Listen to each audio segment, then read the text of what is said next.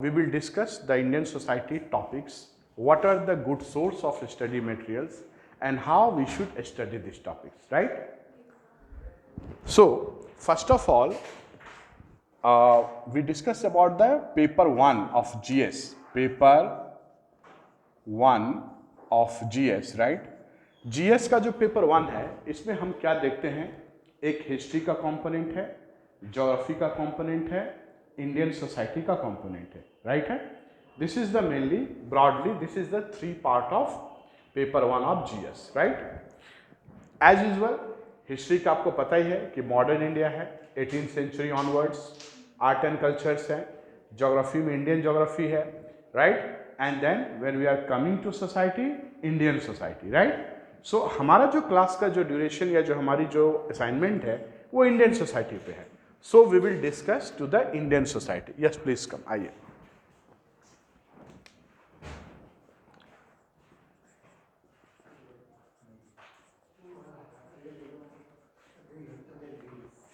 Indian society, जिन लोगों का sociology optional होगा या जिन्होंने सोशियोलॉजी कभी पढ़ा है उनके लिए ये काफ़ी इजी है. They are cakewalk to them, ठीक है? उनके लिए कोई एक्स्ट्रा पढ़ने की जरूरत नहीं है. जिन बच्चों का सोशियोलॉजी एज अ ऑप्शनल रहा है उन्हें एक्स्ट्रा पढ़ने की कोई ज़रूरत नहीं है, राइट? लेकिन जो साइंस बैकग्राउंड से हैं, जो आर्ट्स बैकग्राउंड से हैं, या मान लीजिए जो किसी डिफरेंट बैकग्राउंड से हैं, कॉमर्स से हैं या उनका एंथ्रो सब्जेक्ट है, उनके लिए इंडियन सोसाइटी पढ़ना बहुत ज़रूरी है, राइट? जनरली जो क्वेश्चंस आते हैं 3 to 5 question, it's depend year two year. UPSC में 3 क्वेश्चंस भी आए हैं, 4 क्वेश्चन भी आए हैं और एक साल 2 क्वेश्चन भी आया है, राइट है? तो इसका कोई फिक्स नंबर नहीं है कि क्वेश्चंस आपको 2 आएंगे या 4 आएंगे. रफली it is around 60 to 75 marks generally come. And this trend is also for the Jammu Kashmir PCS as well, right? Indian society का जो आपका गुड सोर्स ऑफ मटेरियल है, और फिर मैं टॉपिक्स भी डिस्कस करूंगा. तो first of all the good source of material, मैं क्लियर कर चुका हूं कि जिनकी सोशियोलॉजी एज ऑप्शनल है उनके पास ऑलरेडी बुक होगा इंडियन सोसाइटी का, उससे वो कवर अप कर लेंगे, right? As a general perspective हमें क्या पढ़ना चाहिए? पहला काम तो हमें करना है एनसीईआरटी की बुक लेनी है. एनसीईआरटी 11th क्लास और 12th क्लास. 11 में आपका टॉपिक्स आता है हार्डकोर सोशियोलॉजी का, वो नहीं लेना है. इंडियन सोसाइटी करके एक बुक है, इंडियन सोसाइटी, बुक का नाम ही है एनसीईआरटी 11-12 में Indian society. So you consult Indian society book, right है? One thing, first material, right? And second thing, I will suggest you regularly read the magazine Kurukshetra along with योजना. आपको शुरुआत में ही कहा गया होगा योजना और कुरुक्षेत्र पढ़ना है along with the Hindu paper, right है? तो जो कुरुक्षेत्र मैगजीन है वो आपको इंडियन सोसाइटी के लिए काफ़ी यूजफुल है. फिर भी मैं कहूँगा आपको योजना भी आपको पढ़नी चाहिए. Kurukshetra is must, right?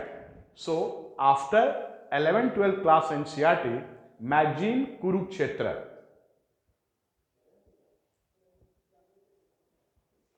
This magazine you need to study, right? Now coming to other standard reference material, Ram Ahuja का नाम सुना होगा आप लोगों ने. राम आहूजा की बुक आती है Indian society and social problem in India. Ram Ahuja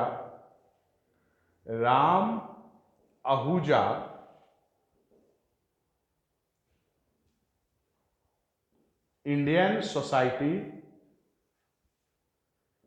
and social issues in India. Social issues in India, right? मैंने कहा राम आहूजा की बुक लेनी है, इंडियन सोसाइटी. राम आहूजा बहुत सारे बुक्स को लिखते हैं, जैसे social problem India, Indian society, right है? उसके बाद आपका social system in India. He is a well known sociologist. तो सोशल प्रॉब्लम और इंडियन सोसाइटी ये अच्छी बुक है, ये आप पढ़ सकते हैं.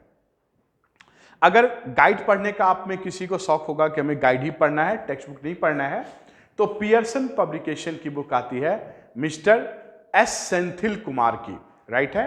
सो आप ये 2 बुक स्किप करके मिस्टर एस सेंथिल कुमार, इनकी बुक आपको लेना है इंडियन सोसाइटी, राइट है। बुक का टाइटल ही है Indian society, Pearson publication, Indian society, publication का नाम है पियर्सन, राइट। इससे ज्यादा आपको कुछ नहीं पढ़ना है। मेरे क्लास नोट्स सफिशिएंट है, आपको बुक पढ़ने की जरूरत नहीं है।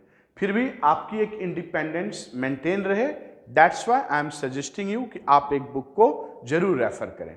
बट मैंडेटरी रीडिंग में है इंडियन सोसाइटी कुरुक्षेत्र, राइट है। इसमें से कोई एक बुक ले सकते हैं। अगर किसी को ज़्यादा इंटरेस्ट है तो दोनों ले सकता है। राम आहूजा काफ़ी अच्छी बुक है और ये आपको ऐसे राइटिंग में भी हेल्प करेगा। अगर आप इस कंपोनेंट को बहुत अच्छी तरीके से पढ़ेंगे, you will gain extra advantage in essay writing as well, right. Indian society में स्कोर करना काफ़ी आसान होता है, ये बहुत ही सिंपल है, इसको कोई भी पर्सन कर सकता है। इसके लिए ज़रूरी नहीं है कि आपका एक बैकग्राउंड सोशियोलॉजी का होना चाहिए। जैसा कि आपने ऑलरेडी देखा है कि जीएस का पार्ट है, इसमें कोई टेक्निकलिटी नहीं है, जनरल प्रॉब्लम्स हैं जो आप और हम सभी जानते हैं। जैसे problem like alcoholism, problem like women related issues हैं, वुमेन एम्पावरमेंट का इश्यूज है, वुमेन के खिलाफ जो कुछ एट्रोसिटीज हो रहे हैं, डोमेस्टिक वायलेंस है, डाइवोर्स के केसेस हो रहे हैं, वुमेन रिलेटेड जो गवर्नमेंट के कुछ स्कीम्स आ रहे हैं, वो चीज़ें इसके सिलेबस का पार्ट है।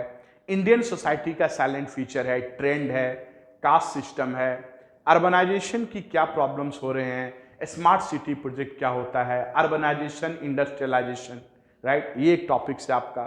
देन कम्युनलिज्म एक टॉपिक्स है, रीजनलिज्म आपका एक टॉपिक्स है, ग्लोबलाइजेशन आपका एक टॉपिक्स है, and impact of globalization on Indian society, what was the major impact of globalization in women या फैमिली सिस्टम, मैरिज सिस्टम, ये सारी चीज़ें आपका सिलेबस है।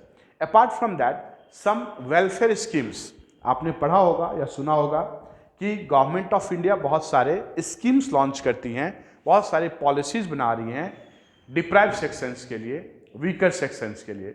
जैसे आपने देखा होगा बेटी बचाओ बेटी पढ़ाओ अभियान है, सबला स्कीम है, हॉस्टल फैसिलिटी हैं, स्कीम्स होते हैं बड़े सारे एजुकेशन से रिलेटेड, वुमेन एम्पावरमेंट से रिलेटेड, राइट, मातृत्व योजना है, आयुष्मान भारत स्कीम्स है। तो कुछ ऐसे स्कीम्स भी आपको पढ़ने की जरूरत है, खास करके वैसे स्कीम्स जो gender equality, women related issues हो और सोशल ट्रांसफॉर्मेशन से हो। And most important thing is that कभी कभी क्वेश्चन जो इंडियन सोसाइटी का है वो करंट ट्रेंड पर भी पूछे जाते हैं। जैसे टेक्नोलॉजी का रूरल इंडिया में क्या इम्पैक्ट पड़ा, राइट, एंड कुछ ऐसे भी क्वेश्चन हो सकते हैं, what are the major impact of industrialization in Indian society, right है, या स्मार्ट सिटी प्रोजेक्ट का क्या बेनिफिट्स है, या मान लीजिए डिफॉरेस्टेशन हो रहा है उसका क्या इम्पैक्ट है, क्योंकि आपके सिलेबस में माइग्रेशन और अर्बनाइजेशन टॉपिक्स है। पॉपुलेशन रिलेटेड इश्यूज भी हैं, जैसे डेमोग्राफिकल ट्रांजिशंस हैं, राइट। तो ऐसे भी कुछ टॉपिक्स हैं। तो एक जनरल टाइप का ये 3-4-5 टॉपिक्स है। मैं टॉपिक्स आपको बोर्ड पे लिख देता हूँ। ये सिलेबस है, 8 से 10 टॉपिक्स आपके सिलेबस में मेंशन किए गए हैं और आपका उस एरिया पे थोड़ा बहुत एक हैंडसम नॉलेज होना चाहिए। Source of material I have already told you कि these are the source of material, this is the good source of material जिससे आप इसको कवर अप कर सकते हो। वैसे छोटे मोटे गाइड्स वगैरह आते हैं, जैसे अन अकेडमी का गाइड है, मान लीजिए विजन का आता है, but this is the good book, आपको इस पे जाना चाहिए रादर देन और किसी दूसरे में। ठीक है, पूछिए, कोई सवाल है आपका? एनसीईआरटी 11th और 12th की पढ़ने के बाद भी हमें जरूरत है ये बुक पढ़ने की? यस, एनसीईआरटी में आपके 2 पार्ट होते हैं, एक है आपका थ्योरेटिकल पार्ट्स है और एक वॉल्यूम है इंडियन सोसाइटी का। तो इंडियन सोसाइटी वाला पढ़ना है, कुरुक्षेत्र पढ़ना है और सेंथिल कुमार की बुक पढ़नी है। अगर आप नहीं पढ़ना चाहते हो नो प्रॉब्लम, आप एनसीईआरटी कुरुक्षेत्र मंथली पढ़ना, जो मैं आपको करवा रहा हूं आप उसको नोट कर लेना, बस हो गई बात। अगर आप इसको कर लेंगे तो और बेहतर होगा। देखिए अभी आपने देखा होगा एग्जाम्स के क्वेश्चंस आ रहे हैं, वो एग्जाम क्वालिफाई करेगा जो अच्छे से पढ़ाई किया है। शॉर्टकट इस एग्जाम में नहीं लेना चाहिए, बेशक टाइम थोड़ा ज़्यादा लग जाए लेकिन आपको थॉरोली और अच्छे से पढ़ना चाहिए, क्योंकि अभी यूपीएससी या स्टेट पीसीएस डायरेक्ट क्वेश्चन नहीं पूछ रही है, क्वेश्चन को घुमा फिरा के पूछा जा रहा है। अगर आप एक रटा रटाया फॉर्मूला पे जाएंगे तो आपके लिए वो बेहतर नहीं होगा। इसीलिए आपको चाहिए कि जो आपका इंटेलेक्चुअल्स है, जो आपके नॉलेज हैं, उस नॉलेज को बहुत ज़्यादा इंक्रीज करके रखना है कि अगर डाइवर्सिटीफाइड या किसी स्पेसिफिक एरिया से सवाल पूछ लिया जाए तो आपको कोई दिक्कत ना हो। तो मेरा ये मानना है कि आपको थोड़ा सा इंटेलेक्चुअली स्ट्रांग होना चाहिए इंडियन सोसाइटी से रिलेटेड और सोशल इश्यूज से रिलेटेड। अब जैसे आज नए नए लेजिस्लेशंस बन रहे हैं, रूल बन रहे हैं। अभी रिसेंटली एक लॉ बना था वुमेन रिजर्वेशन, राइट। आपने इसके पहले देखा होगा वुमेन रिजर्वेशन जो है आपका पीआरआई सिस्टम में ही था, राइट है, स्टेट असेंबली और लोकसभा में नहीं थी। अब इसके आने के बाद आपका एक एजेंडा जुड़ गया वुमेन रिजर्वेशंस, राइट है। तो ऐसे भी सवाल पूछे जाते हैं कि क्या सब लेजिस्लेशन है, what are the major legislation that impacted Indian women और इंडियन सोसाइटी। तो इस वक्त आप ऐसे चीजों को लिख सकते हैं जैसे what are the constitutional provision related to protection of right of women, then you will write about article 15, 16, 243D etcetera etcetera. या what was the impact of globalization on Indian women, so उस पर आप बताएंगे। या cultural transformation कैसे हो रहा है, मॉडर्नाइजेशन का हमारे सोसाइटी पे क्या इम्पैक्ट पड़ रहा है, राइट। अब मॉडर्नाइजेशन का इम्पैक्ट आप देखिए, आपका ड्रेस हैबिट चेंज हो रहा है, आपका फूड चेंज हो रहा है, आपका एजुकेशन चेंज हो रहा है ना। अभी पिज्जा बर्गर का कल्चर बहुत ज़्यादा आ गया, राइट। नाइट क्लब का कल्चर आ गया, ड्रिंक्स का कल्चर आ गया। उसके बाद ट्रांसजेंडर मैरिज की भी आज भी सुप्रीम कोर्ट में आप देखोगे चल रहा है हियरिंग। आपने देखा होगा लिव इन रिलेशन का कंसेप्ट आ गया। ये क्या है, इम्पैक्ट ऑफ वेस्ट है। सो मॉडर्नाइजेशन का, वेस्टर्नाइजेशन का क्या इम्पैक्ट हो रहा है, हमारा सोसाइटी कैसे ट्रांसफर हो रहा है, हमारे सोसाइटी के क्या साइलेंट फीचर है। अर्लियर हम क्या देखते हैं, वर्णा सिस्टम, कास्ट सिस्टम, यही देखते हैं, ज्वाइंट फैमिली सिस्टम देख रहे हैं। अब क्या हो रहा है, वर्णा सिस्टम खत्म हो रहा है, कास्ट सिस्टम खत्म हो रहा है। आज कास्ट जो है सिंबॉलिक रह गया, शहरों में तो बिल्कुल ही नहीं रहा, सिर्फ रूरल एरिया में है, राइट। साथ में वीकर सेक्शन से रिलेटेड क्या सरकार योजनाएं चला रही हैं, SC SC से रिलेटेड सरकार क्या योजनाएं चला रही हैं। सो ये सब आपका एरिया है जिसको आपको पढ़ना है, राइट है। ये इंडियन सोसाइटी में और इंडियन सोशल जो साइंसेज है इसका आपका एक सिलेबस जिसमें 4-5 टॉपिक्स है। ग्लोबलाइजेशन सभी लोग जानते हैं। अब ग्लोबलाइजेशन का भारत का सोसाइटी में क्या पॉजिटिव इंपैक्ट पड़ा और क्या नेगेटिव इंपैक्ट पड़ा, इसको हमको पढ़ने की जरूरत है। Getting my point. हम कुछ पॉजिटिव भी देख रहे हैं। पहले हमारे पास मोबाइल नहीं होता था, राइट, ओल्ड मॉडल का फोन होता था। आज सबके पास लैपटॉप है, मोबाइल है, आईपैड है ना। तो ये क्या है, एक इंपैक्ट है ग्लोबलाइजेशन का।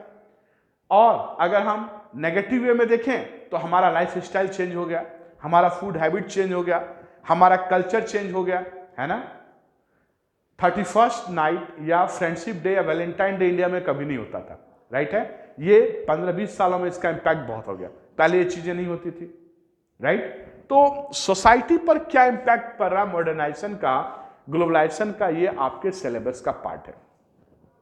अगर हम टेक्नोलॉजी की बात करें तभी आप क्या देख रहे हो, सभी के पास कैशलेस अकाउंट है, कैशलेस सिस्टम। ये 10 साल पहले नहीं होता था, राइट। रूरल इंफ्रास्ट्रक्चर कितना बढ़ गया है, आप देखिए, घर घर रोड बन रहे हैं, राइट है, वाटर फैसिलिटीज हो रहा है, टॉयलेट फैसिलिटीज हो रहा है, स्कूल जा रहे हैं, प्राइमरी हेल्थ सेंटर खुला हुआ है, राइट। तो ये सब हमारा टेक्नोलॉजी का इंपैक्ट है। अभी आप देखोगे good governance, right to information act आ चुका है, गुड गवर्नेंस से रिलेटेड इंफॉर्मेशन, स्मार्ट गवर्नेंस की बात कर रहा है, मिनिमम गवर्नेंस, मैक्सिमम गवर्नेंस की बात हो रही है। तो ऐसे ऐसे टर्म्स, ऐसी चीजें इंपैक्ट है और हमारा रूरल इंडिया का ट्रांसफॉर्मेशन कर रहा है, राइट है। तो ये सारी चीजें आपके सिलेबस का पार्ट है। इट्स क्वाइट इंटरेस्टिंग, राइट है। और करंट से अप टू डेट के लिए आपको कुरुक्षेत्र पढ़ना है, ट्रेडिशनल के लिए मैंने आपको ये बुक्स और ये NCERT कहा, क्योंकि 1-2 क्वेश्चन, जैसे अब कास्ट का देखो, कास्ट है तो कास्ट सिस्टम तो बहुत डीपली पेनिट्रेटेड था सोसाइटी में, लेकिन अभी हम क्या देखते हैं कि वो चीजें रिलैक्स हो चुकी हैं। कास्ट सिस्टम का बहुत ज्यादा इंपैक्ट अब नहीं रह रहा है। अब ये क्यों हुआ, because of urbanization and industrialization. अगर आप गांव एरिया में रहेंगे, रूरल इंडिया में रहेंगे, तो हो सकता है अभी भी आपको कास्ट दिख जाए, जजमानी सिस्टम दिख जाए, राइट है। नाई केस काट रहा है तो आप उसको कुछ और देख रहे हो, राइट है। लेकिन यहां क्या हुआ, मनी बेस्ड इकोनॉमी हो गया। आप यहां पे किसी को कास्ट डिस्क्रिमिनेशन नहीं कर रहे हैं। मैं यहां से 2200 किलोमीटर दूर से हूं, ईस्टर्न इंडिया से हूं, वहां कास्ट सिस्टम बहुत है। बीइंग अपर कास्ट हम देखते हैं कि लोअर कास्ट के साथ बहुत सारा डिस्क्रिमिनेशन है। लेकिन आप शहरी एरिया में ऐसा नहीं कर सकते, राइट है। वुमेन के रिगार्डिंग देखो माइंडसेट लोगों का चेंज हुआ, वुमेन एजुकेशन की बात हो रही है ना। सो ये सारी चीजें आपके सिलेबस का पार्ट है। उसके बाद हम कुछ देखते हैं कि भारत में यूनिटी इन डाइवर्सिटी है, कल्चरल डाइवर्सिटी हम देखते हैं, ज्योग्राफिकल डाइवर्सिटी देखते हैं, फूड रिलेटेड डाइवर्सिटी देखते हैं, लैंग्वेज रिलेटेड डाइवर्सिटी देखते हैं, है ना। उसके बाद भी भारत में यूनिटी है कि नहीं है।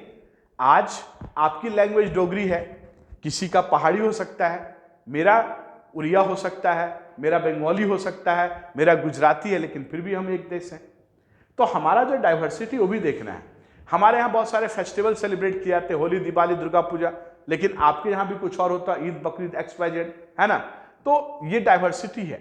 ज्योग्राफिकल डाइवर्सिटी भारत में देखिए, थार का रेगिस्तान है, चेरापूंजी में रेनफॉल बहुत हो रहा है, वेस्टर्न घाट में बारिश हो रहा है, सेंट्रल इंडिया ड्राई है, फिर भी हम यूनाइटेड है, फिर भी हम इंडियन है, राइट। तो ये भी आपके सिलेबस का पार्ट है। अभी आपने देखा होगा मणिपुर में कितना ज्यादा वायलेंस हो रहा था, एथनिक कॉन्फ्लिक्ट का एग्जाम्पल है। पंजाब में एथनिक कॉन्फ्लिक्ट का एग्जाम्पल है, जम्मू कश्मीर में एथनिक कॉन्फ्लिक्ट का एग्जाम्पल है। सो ये भी आपके सिलेबस का पार्ट है, राइट। तो एथनिसिटी का problem, communalism, this is another area that you have to study. Communalism क्यों होता है, मॉब लिंचिंग क्यों हो रहा है, कम्युनल दंगे फसाद क्यों हो रहे हैं, और कम्युनलिज्म को हम कैसे कम कर सकते हैं। This is the part of your syllabus. Then regionalism का इशू है। आपने सुना होगा कि नॉर्थ के लोग आए, ये बिहारी है, ये गुजराती है, ये मराठा है, यहां हिंदी बोलना है, यहां गुजराती बोलना है, यहां बंगाली बोलना है ना। तो रीजनलिज्म है, यहां का जॉब सिर्फ यहीं को मिलना चाहिए, son of the soil theory है, राइट है। यहां डोमिसाइल फॉर्मूला चलेगा, यहां तेलुगु जानना होगा, यहां हिंदी स्पीकिंग नहीं चलेगा, यहां नॉर्थ में हिंदी चलेगा, right. So this is the diversity and this is the your subject matter. Society में जो हम पढ़ रहे हैं, Indian society, right, this is your subject matter. UPSC का सिलेबस इस तरह से डिजाइन किया गया है कि you have to know almost everything, right है। तो सबसे पहले हम आपको टॉपिक्स वाइज बता रहे हैं कि आपको क्या पढ़ना है, देन हम आज इंडियन सोसाइटी से एक टॉपिक आज स्टार्ट करेंगे, ठीक है ना।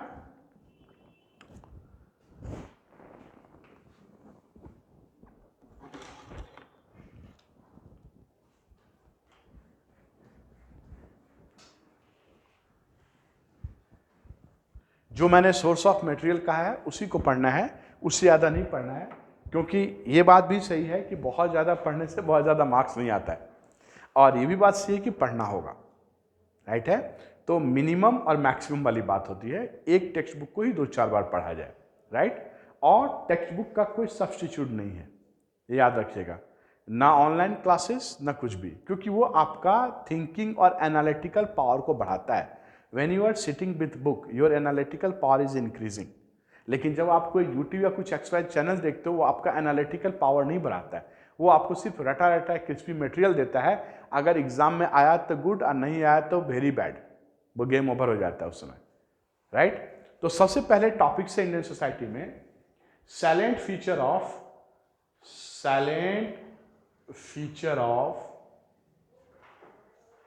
Indian society, salient feature of Indian society and unity in diversity, इसी के साथ टॉपिक्स रखा गया है, unity in diversity. This is the first topics. Second topics is that women related issues, role of women in Indian society, women their role, major issues and association। Women का क्या role है, association, women role issues association, right है। Women related issues को आपको discuss करना है इसमें, right. Then है आपका regionalism, communalism, right.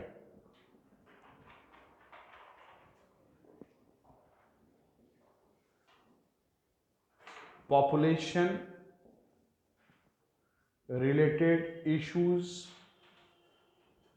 demographical transition, हाँ जी, women, role of women, issues related with the women and association related with the women. Topics women है, वुमेन से रिलेटेड डिफरेंट टाइप के क्वेश्चंस आपके आएंगे. पॉपुलेशन रिलेटेड इशू जैसे हम बोलते हैं ना, ओवर पॉपुलेशन है, राइट, एंड पॉपुलेशन से कनेक्ट करके कुछ इश्यूज और आते हैं जैसे poverty, hunger, malnutrition, population policy, right? Then urbanization, industrialization,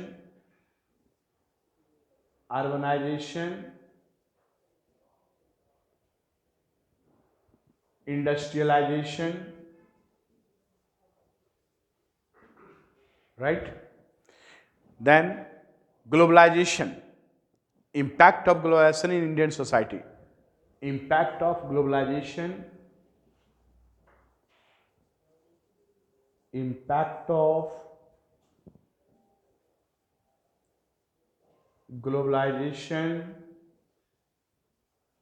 on Indian society.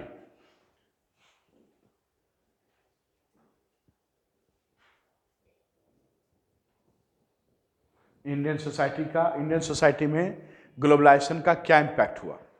बहुत सारे इम्पैक्ट्स है, पॉजिटिव इम्पैक्ट है, नेगेटिव इम्पैक्ट्स है, राइट है. Impact of globalization on Indian society, याद रखिए. फिर आता है government schemes related to welfare,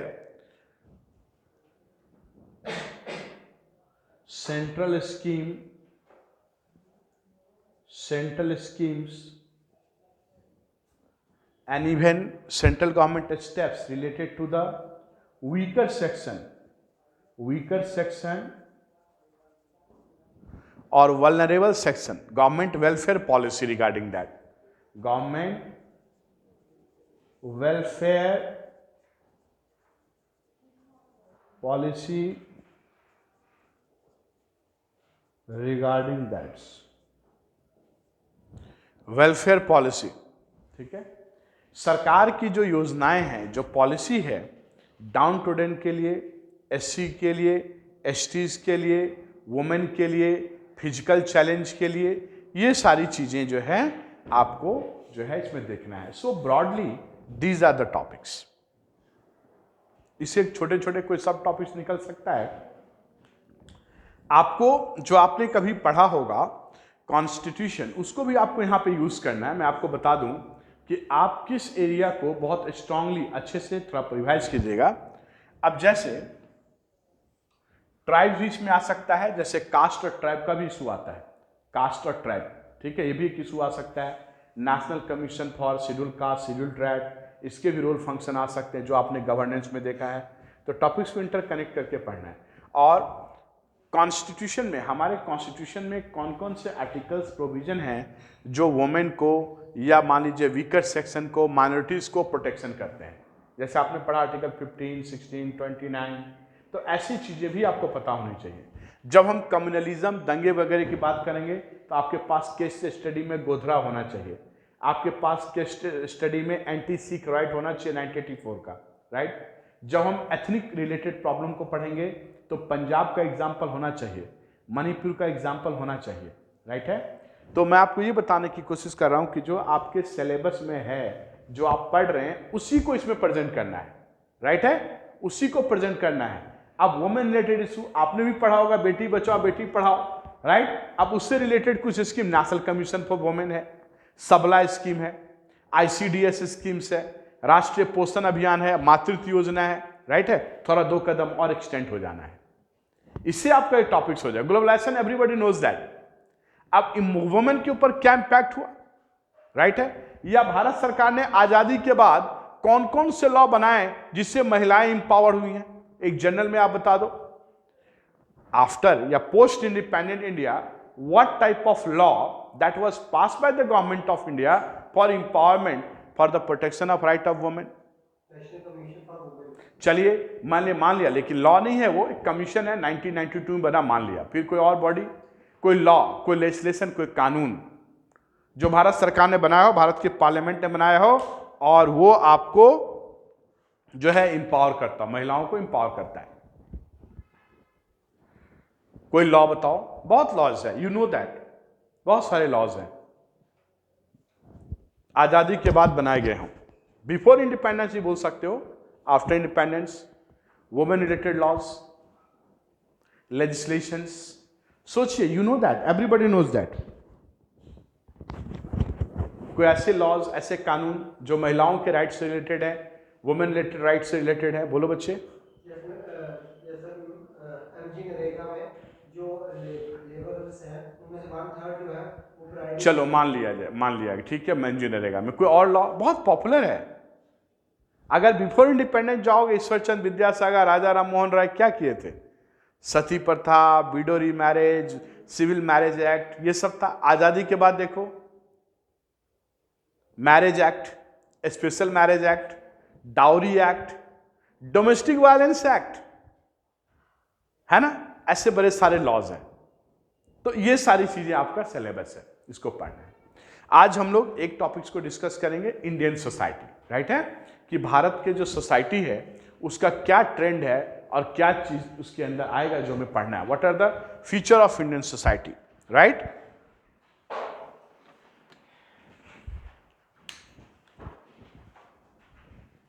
syllabus आप समझ गए हैं कि क्या पढ़ना है इसके अंदर, आपका क्या एरिया है, किस चीज को हमें पढ़ना है। पहला टॉपिक है Indian society, salient feature of Indian society, right. Indian society heading दे दीजिए, salient feature of Indian society, right.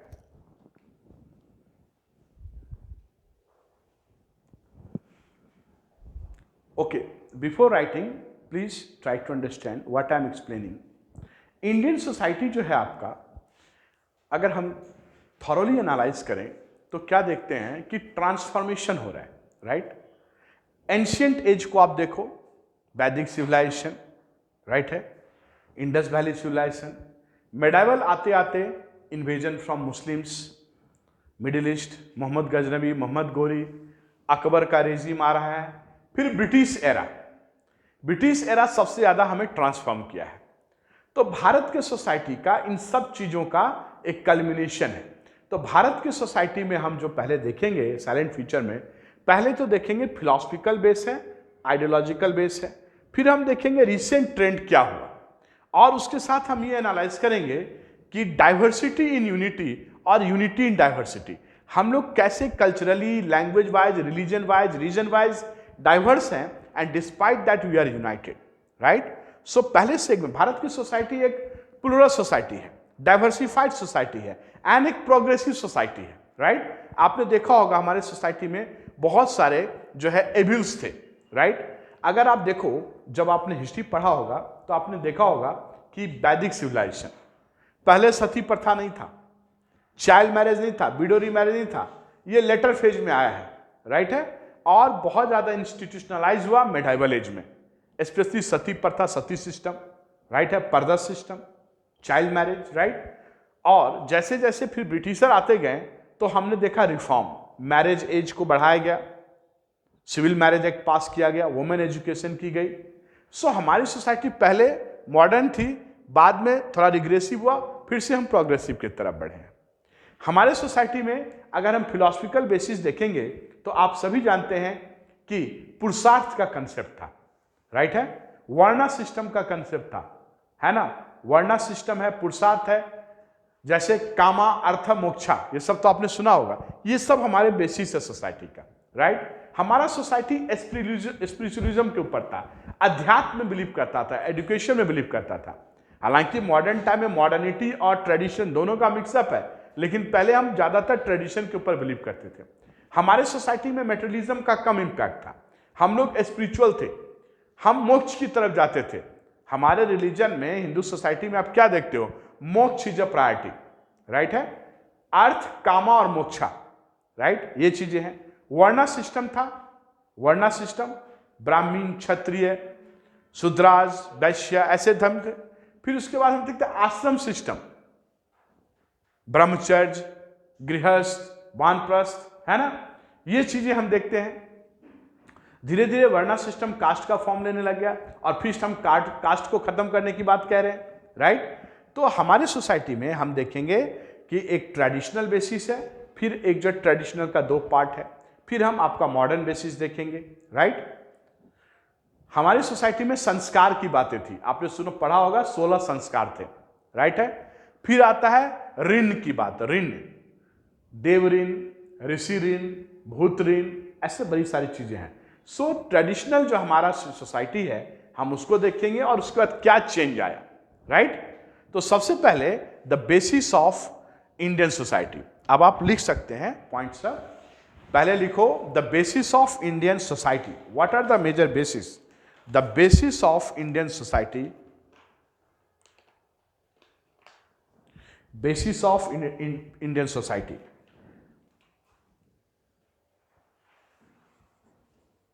Basis of Indian society, right. First time में हम देखते हैं कि ट्रेडिशनल बेसिस क्या है? ट्रेडिशनल बेसिस, उसके बाद मॉडर्न भी देखेंगे। ट्रेडिशनल के अंदर दो है, 1 और 2। Under traditional there is a ideological basis, ideological basis. Ideological basis is considered as philosophical basis. Ideological basis is considered as philosophical or philosophical basis. तो ट्रेडिशनल के अंदर अंडर आइडियोलॉजिकल और फिलोसफिकल, एक नंबर। नंबर 2, इसके बाद organisational basis. Number 2 में क्या आएगा? ऑर्गेनाइजेशनल। अभी हम मॉडर्न पर नहीं आए, ऑर्गेनाइजेशनल बेसिस, राइट। तो ट्रेडिशनल जो है या फिलोसफिकल है उसके अंदर कौन कौन से आइटम आएंगे, क्या क्या पॉइंट उसके अंदर होगा? तो सबसे पहले हम देखते हैं धर्म। क्या है? धर्म, रिलीजन, धर्म, राइट है। पहले पॉइंट हम डिस्कस करते हैं, आप 2-2 लाइन लिख भी सकते हो। देखो, धर्म और पुरुषार्थ दो सबसे इंपॉर्टेंट पॉइंट है। धर्म और सेकंड पॉइंट में है पुरुषार्थ।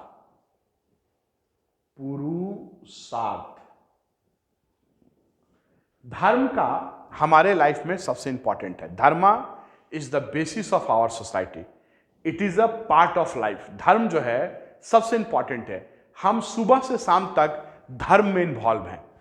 मैं ट्रेडिशनल की बात कर रहा हूं, लेकिन आज भी अगर मॉडर्न सोसाइटी में देखो तो आज भी आप और हम धर्म की बात करते हैं, रिलीजन की बात करते हैं। जब आप मॉर्निंग में उठते हैं तो गॉड को याद करते हैं, या मंदिर अगर होगा आप दर्शन करते हो, राइट है। हर बंदे का अपना अपना रिलीजन है, कोई क्रिश्चियनिटी है, कोई बुद्धिस्ट है, कोई जैनिज्म है, कोई मुस्लिम है, भगवान की पूजा करते हैं, कोई 5 बार नमाज पढ़ रहा है, कोई मंदिर जा रहा है, राइट है। तो धर्म हमारे लाइफ का एक इंपॉर्टेंट पार्ट है। हमारे लाइफ में हम ये देखते हैं कि हर एक जो मदर फादर है उसका सभी बच्चे रिस्पेक्ट करते हैं, राइट है। अपने छोटों के साथ प्यार करते हैं, राइट। तो ये धर्म का ही पार्ट है। धर्म को हम अपने लाइफ से अलग नहीं कर पाते हैं। प्लस लाइफ में भी जब हम कुछ करते हैं तो व्हाट वी थिंक कि हम धर्म के अगेंस्ट ना हो, किसी के साथ हम बुरा नहीं करते हैं, क्योंकि हमें गॉड का फैक्टर, धर्म का ख्याल रखता है कि this is bad and this is good. So धर्म जो है हमारे सोसाइटी का एक बहुत इंपॉर्टेंट पार्ट है। This is the pillar. Traditional society में ये ज्यादा हावी था। This is more dominating in traditional society. Dharma is more important, right है। नाउ पुरुषार्थ जो है अर्थ, धर्म, कामा, मोक्षा, जिंदगी का जो है यही फिलॉसफी है।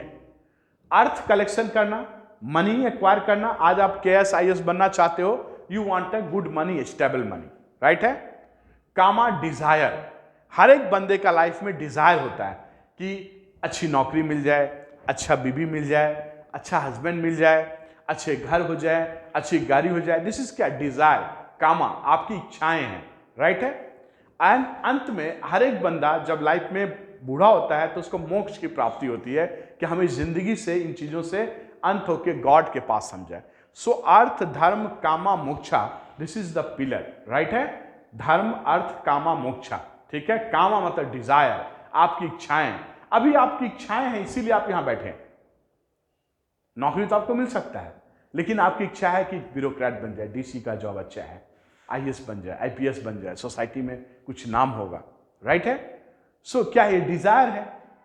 बुद्धा क्या बोलता है? Life is full of sorrow.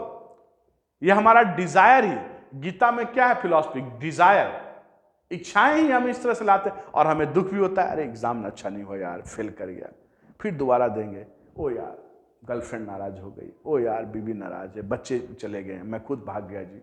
ये क्या है? डिजायर है, इच्छा है।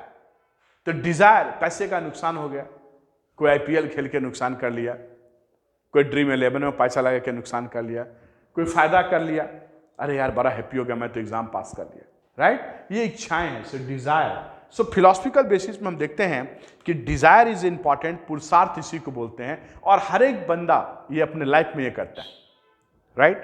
देन हम देखते हैं Karma theory and rebirth. Another important theory is that Karma and rebirth. आप अलग अलग भी लिख सकते हो, एक साथ भी लिख सकते हो। Karma, Indian philosophical society believe in कर्म। कर्म प्रधान संसार है, जैसा करोगे वैसा भरोगे, बोलते हैं ना, अच्छे काम करोगे, कर्म। और हर एक बंदे को काम करना पड़ता है। मोदी जी भी है, उनको भी 18 घंटा काम करना पड़ा, 16 घंटा काम करना पड़ रहा है। हमारे आपके जैसे गरीब है, उनको भी काम करना पड़ रहा है, right. So the point is that कि कर्म से कोई भाग नहीं सकता है। आप किसी भी रिलीजन फिलॉसफी में चले जाओ, भगवत गीता हो, कुरान हो, बाइबल हो, जो भी हो, वो सब बंदे को बोलता है काम करना होगा, कर्म करना होगा, फल की इच्छा छोड़ दो, है ना। तो कर्मा सबसे इंपॉर्टेंट थ्योरी है। और रीबर्थ, जन्म होगा, पुनर्जन्म होगा, और इस पुनर्जन्म से हम तभी मुक्ति पा सकते हैं जब हम अच्छे काम करके जाएंगे। ये जन्म जन्म के चक्कर बंधनों से मुक्ति। तो रीबर्थ होता है, बुद्धा भी मानता था, बुद्धिस्ट फिलॉसफी, रीबर्थ होगा। हम बोलते हैं ना, अगर आप अच्छे काम करोगे तो इंसान बनोगे, पता नहीं कितनी योनि के बाद इंसान बनता है, नहीं तो डॉग हो सकता है, कैट हो सकता है, पक्षी बन सकते हैं, ऐसा भी बोला गया है और हम इसको मानते हैं। तो हमारी ट्रेडिशनल सोसाइटी का बेसिस ये है रीबर्थ, ठीक है। कर्मा थ्योरी को कोई बोलता है किसी को कि गलत काम करो, because karma, everybody know that karma is there, right. उसके बाद है ऋण और यज्ञ।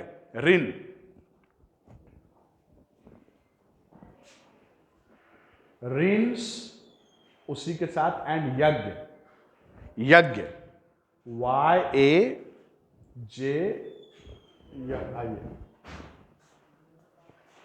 यजना या यज्ञ।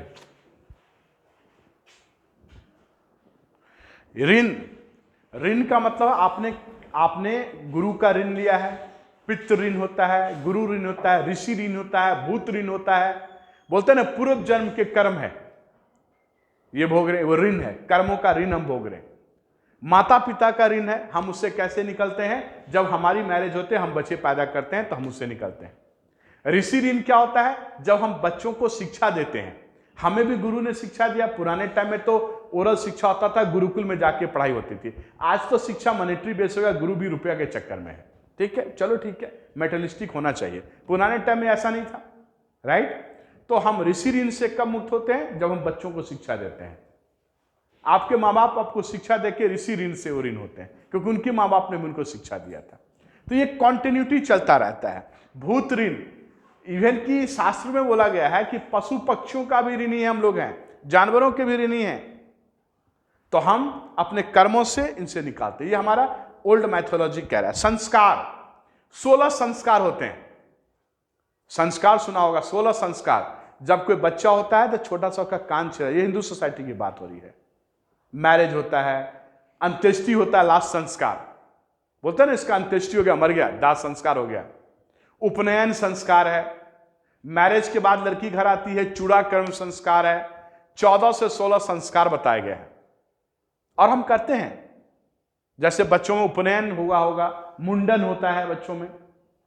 वैदिक एज में लड़कियों के भी उपनयन होते थे। तो तो ये हमारे सोसाइटी का आइडियोलॉजिकल बेसिस है, फिलोसफिकल बेसिस है, राइट। अब देखो ऑर्गेनाइजेशनल बेसिस क्या हुआ, what are the organizational basis, जो हमारी सोसाइटी में ऑर्गेनाइजेशन है उसका बेसिस क्या है। पहला सिस्टम है वर्णा, वर्णा सिस्टम, वर्ण सिस्टम। वर्ण सिस्टम का क्या मतलब, चार आपने पढ़ाई है, ब्राह्मण, क्षत्रिय, वैश्य एंड शूद्र। वर्णा सिस्टम, वर्णा हम वैदिक केस से देख रहे हैं, ब्राह्मण हाईएस्ट है। बच्चे हम इंडियन सोसाइटी पढ़ रहे हैं और silent feature of Indian society, traditional society का एक पॉइंट ये है फिलोसफिकल बेसिस, ऑर्गेनाइजेशनल बेसिस। फिर हम मॉडर्न सोसाइटी का पढ़ेंगे। तो मैंने कहा वर्णा सिस्टम में ब्राह्मीण, ब्राह्मीण्स, राइट। ब्राह्मीण्स को पहले ही अपर कास्ट में रखा जाता था, उनको राजा टैक्स कम लेते थे, उनको तरह तरह के प्रिविलेज मिला हुआ था, राइट। आज वो ब्राह्मण भी नहीं रहा, आज वो सिस्टम भी नहीं रहा, राइट। तो ब्राह्मण्स हो गया। उसके बाद दूसरा आपका सिस्टम में आ रहा है क्षत्रिय, क्षत्रिय। ये क्लैन, ये जो क्षत्रिय होते थे, बचाने का काम होता था, देश को बचाने का काम करते थे, ब्रेव होते थे, राइट। फिर आता है वैश्य, राइट है, बिजनेस क्लास होता था वैश्य, वैश्य। फिर होता था शूद्राज, अनटचेबल जिसको आप बोलते हो। Fourth number untouchable. अब तो अनटचेबल भी पनिशेबल ऑफेंस हो गया। Article 17 of constitution untouchability ban है, शेड्यूल कास्ट एट्रोसिटी एक्ट आया है, सिविल लिबर्टी एक्ट आया, अनटचेबिलिटी। सो अनटचेबल यानी शूद्राज, ये चार चीजें आप देखोगे। कौटिल्या के अर्थशास्त्र में भी मेंशन है, मेगास्थनीज के इंडिका में भी मेंशन है, राइट। तो ये वर्णा सिस्टम ऑर्गेनाइजेशनल बेसिस है। लेटर ऑन वर्णा सिस्टम आपने देखा होगा कास्ट में कन्वर्ट हो गया। अब फिर हम देखते हैं आश्रम। दूसरा पॉइंट क्या है, आश्रम। आश्रम चार फेज है लाइफ का। ब्रह्मचर्य, ब्रह्मचर्य, अभी मान लीजिए ब्रह्मचर्य में आप लोग हैं, ब्रह्मचर्य जो एजुकेशन लेता है, लेकिन अब वो बात नहीं रही, ब्रह्मचर्य। फिर क्या आया, गृहस्थ, हमारे जैसे लोग ब्रह्मचर्य से निकल के गृहस्थ में आ गए। फिर क्या आ गया, वानप्रस्थ, हमारे फादर एंड ऑल। एंड फिर क्या आया, ग्रैंडफादर, सन्यास। चार स्टेज है, 25 सालों का देख लो। पहला है ब्रह्मचर्य, 25 साल तक बच्चा एजुकेशन, वो ब्रह्मचर्य का पालन कर रहा है, वो छोटा बच्चा, ही इज अ ब्रह्मचर्य। आप भी ब्रह्मचर्य में ही है। फिर आता है गृहस्थ, गृहस्थ यानी 25 से लेके 50 साल। 50 से लेकर 75 तक क्या आ गया, वानप्रस्था, वानप्रस्थ, वाना प्रस्था।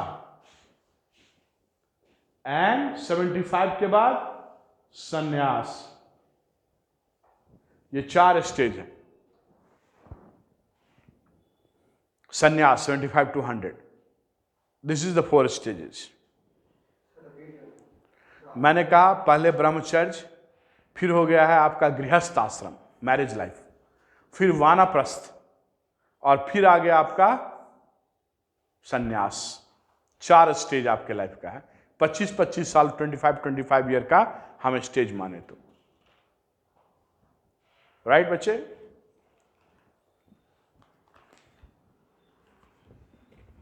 वानप्रस्थ, गृहस्थ। अब देखो इसके बाद हम पुराने टाइम से ही देखते हैं कि हमारे सोसाइटी में ऑर्गेनाइजेशनल बेसिस में कास्ट, कास्ट एक इंपॉर्टेंट फैक्टर है, caste. Another point is that caste system, caste, जाति प्रथा, caste system, varna system converted to jati, caste. Caste is important concept. अभी मॉडर्न टाइम में आप एक टर्म सुनते होंगे, मिस्टर एम.एन. श्रीनिवास देते हैं, संस्कृताइजेशन। संस्कृताइजेशन क्या होता है, जब लोअर कास्ट अपर कास्ट का style of functioning, food, religious habit को फॉलो करता है, that is called Sanskritisation.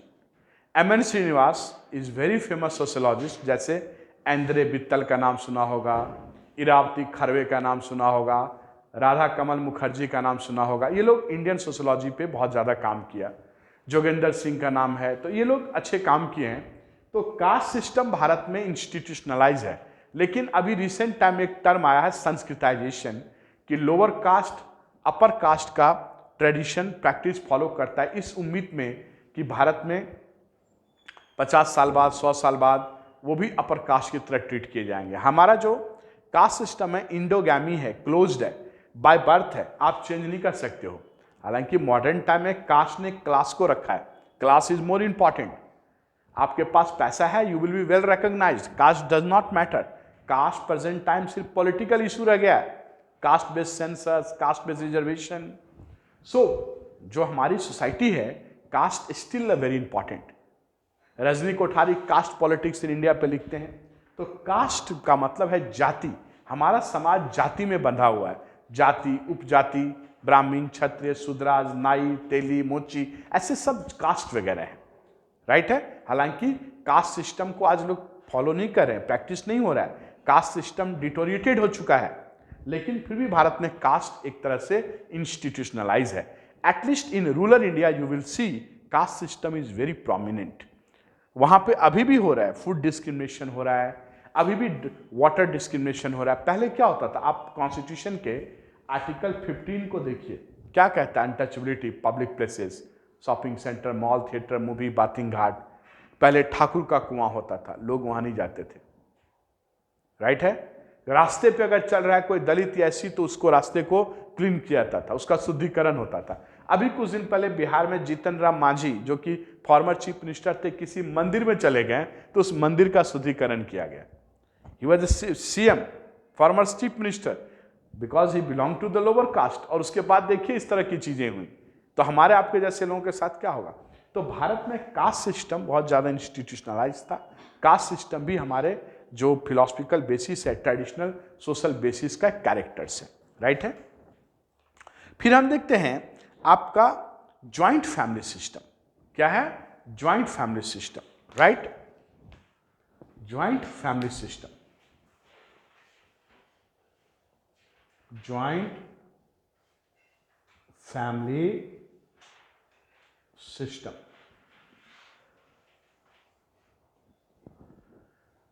One of the prominent basis of Indian society is the joint family system, right? What is a joint family system? Joint family system में जब 3-4 generation एक साथ रह रहा हो, राइट, और घर का मुखिया करता होगा, घर का मुखिया कोई ओल्डर मैन होगा। जैसे हम देखते हैं कि अगर आपकी फैमिली होगी तो आपके फैमिली में भी दादाजी होंगे, उसके बाद फादर्स होंगे, फादर के ब्रदर्स होंगे, आपके ब्रदर्स सिस्टर्स होंगे। तो कम से कम 3-4 जनरेशन जब एक साथ रह रहा है, तो that is called the joint family system. Joint family system Bharat का एक कल्चर भी है और भारत के सोसाइटी का एक फिलोसफिकल बेसिस भी है। लोग घर में गार्जियन की बात मानते थे। घर में जो हेड होता था, अगर लड़का लड़की शादी करने जा रहा है तो हेड सेलेक्ट करके देता था। कोई अगर मेजर डिसीजन होता था तो हेड सेलेक्ट करता था। ज्वाइंट फैमिली सिस्टम में अगर 1-2 बंदे जॉब कर रहे हैं तो 4-5 बंदे फ्री में ही खाना खाएंगे, आराम से रहेंगे, कोई प्रॉब्लम नहीं हो रही है। मैरिज में, नॉर्मल फंक्शन में they are the decision maker, right है। तो ज्वाइंट फैमिली सिस्टम भारत का एक बहुत इंपॉर्टेंट कैरेक्टर है। हालांकि मॉडर्न टाइम में खास करके अर्बन सोसाइटी में हम देखते हैं न्यूक्लिएटेड फैमिली आ गया। Due to urbanization and industrialization लोग जॉब करने के लिए बाहर चले गए, न्यूक्लिएटेड फैमिली हो गया। सपोज करो ये बंदा बैंगलोर चला जाए, बैंगलोर में किसी आईटी कंपनी में जॉब करे, राइट है, वहां पे इसकी एक अलग फैमिली हो जाएगी, शादी होगी, उसके फैमिली हो जाएंगे, राइट। अब अगर इसी तरह मैडम अगर ऑस्ट्रेलिया चले जाए इंडियन फॉरेन सर्विस कंप्लीट करके, वहां उनका एक फैमिली होगा, राइट है। तो इसी तरह हमारा जो सोसाइटी है, तो हमारी सोसाइटी में ज्वाइंट फैमिली सिस्टम का कल्चर है, लेकिन अर्बनाइजेशन या मॉडर्न मीन ऑफ कम्युनिकेशन की वजह से लोग छोटे छोटे परिवार बना भी रहे हैं। लेकिन अभी भी ज्वाइंट फैमिली सिस्टम का दबदबा है। बहुत कम लोगों के पास हम ऐसा देखते हैं कि मियाँ बीवी बच्चा चल रहा है। माँ बाप तो कम से कम चल ही रहा है और दादा दादी भी चल रहे हैं, और जो वो माँ बोल रहे हैं वो उसको मानना पड़ रहा है। तो भारत के सोसाइटी में ज्वाइंट फैमिली सिस्टम आपका चल रहा है, राइट है। Now, this is the traditional basis, this is the old basis of Indian society. Now, the new basis of Indian society. Next topics आप लिखें characteristics or feature of Indian society. Recent characteristics and feature. Right? Characteristics और feature में आप क्या लिखोगे?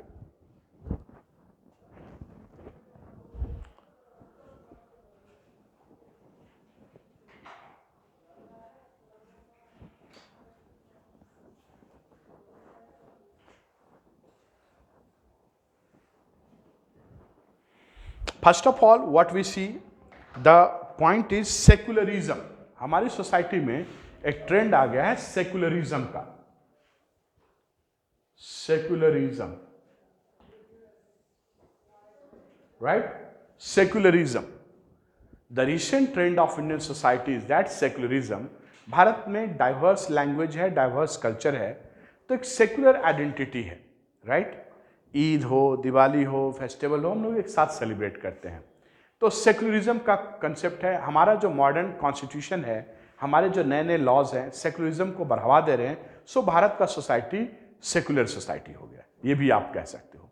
And the mixture of traditional and old theory है. Traditional mixup of old idea and new idea, ये भी कह सकते हो आप, राइट?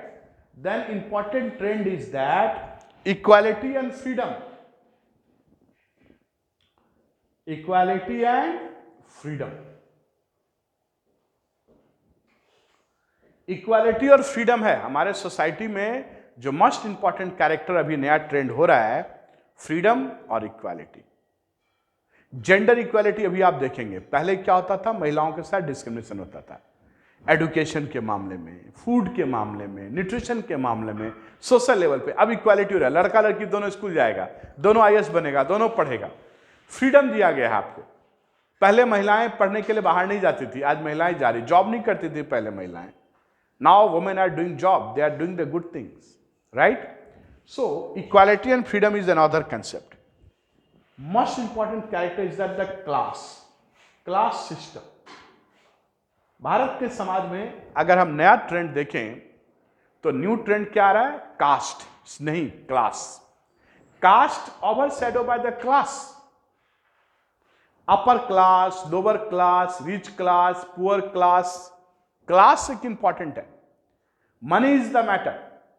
बोलते हैं ना, ये मिडिल क्लास के लोग हैं, अपर क्लास के लोग हैं, लोअर क्लास के लोग हैं.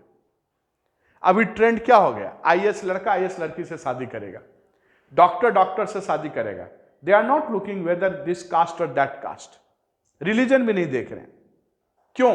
This is because the class structure.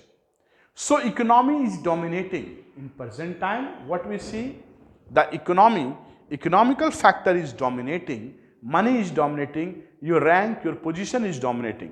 Class, आपने क्या अचीव किया है? आज इस चीज को अप्रिशिएट किया जा रहा है. आप वर्ल्ड कप ला रहे हो, आप कुछ अच्छा कर रहे हो, you have been achieved by the society, you have been appreciated by the society, rather than कि आपका बर्थ क्या है, आपकी कास्ट क्या. कोई नहीं पूछता. कोई पूछता है ये आईएएस है, ये पूछता है डॉक्टर है, ये मिनिस्टर है. Nobody ask that which caste he belong to. So यहां पे class is more dominating present time. Then Sanskritisation.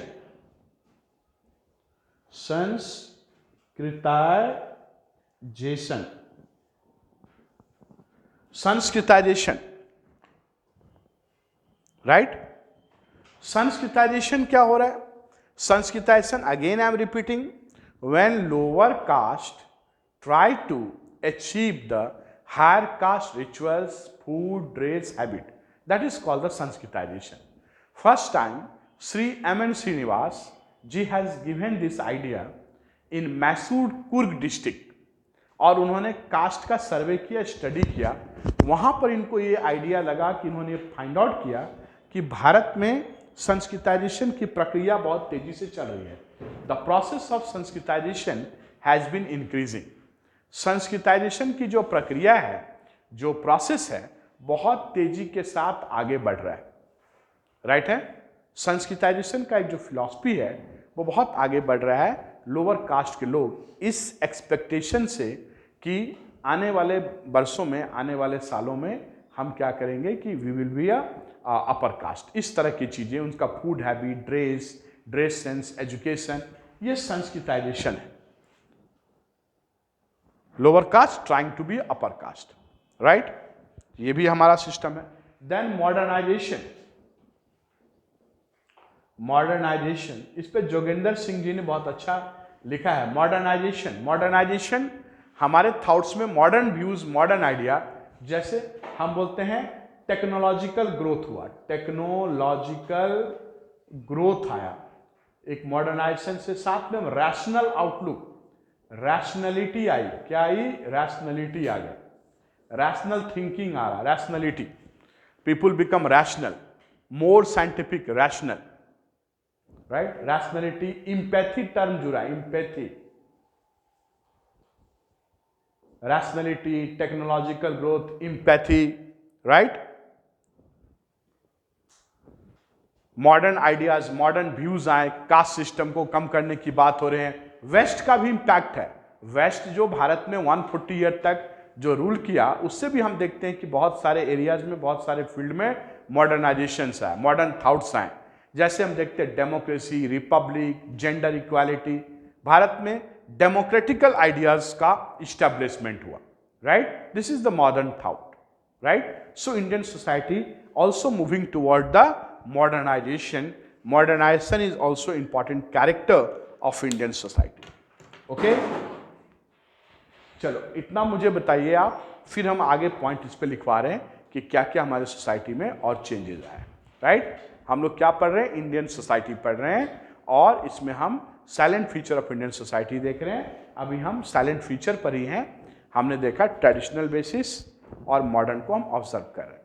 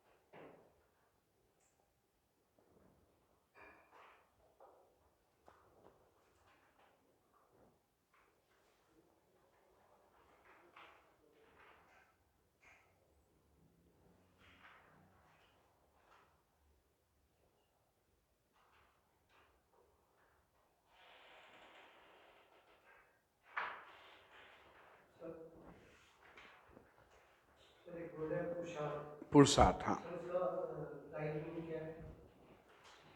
देखो राइट मीनिंग क्या है कि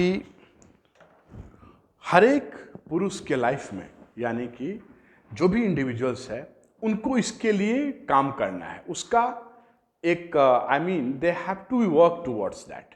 पुरुष plus arth, purush is working for that, that is a purushartha, right. जैसे कोई भी पुरुषार्थ, यानी किसी के लाइफ में ये सारी चीजें होंगी, दैट इज कॉल्ड द पुरुषार्थ. उससे वो अलग नहीं हो सकता. They cannot be separated from the this 3 और 4 थिंग्स. जैसे मैंने कहा अर्थ, कामा, मोक्षा, ये जो है हर एक बंदे को लाइफ में करना ही करना है. जो कोई भी एक नॉर्मल लाइफ में है, एक्सेप्ट सन्यासी वगैरह को छोड़ दो, तो उसको अर्थ, काम, मोक्ष होगा ही होगा, तभी उसका लाइफ चल सकता है.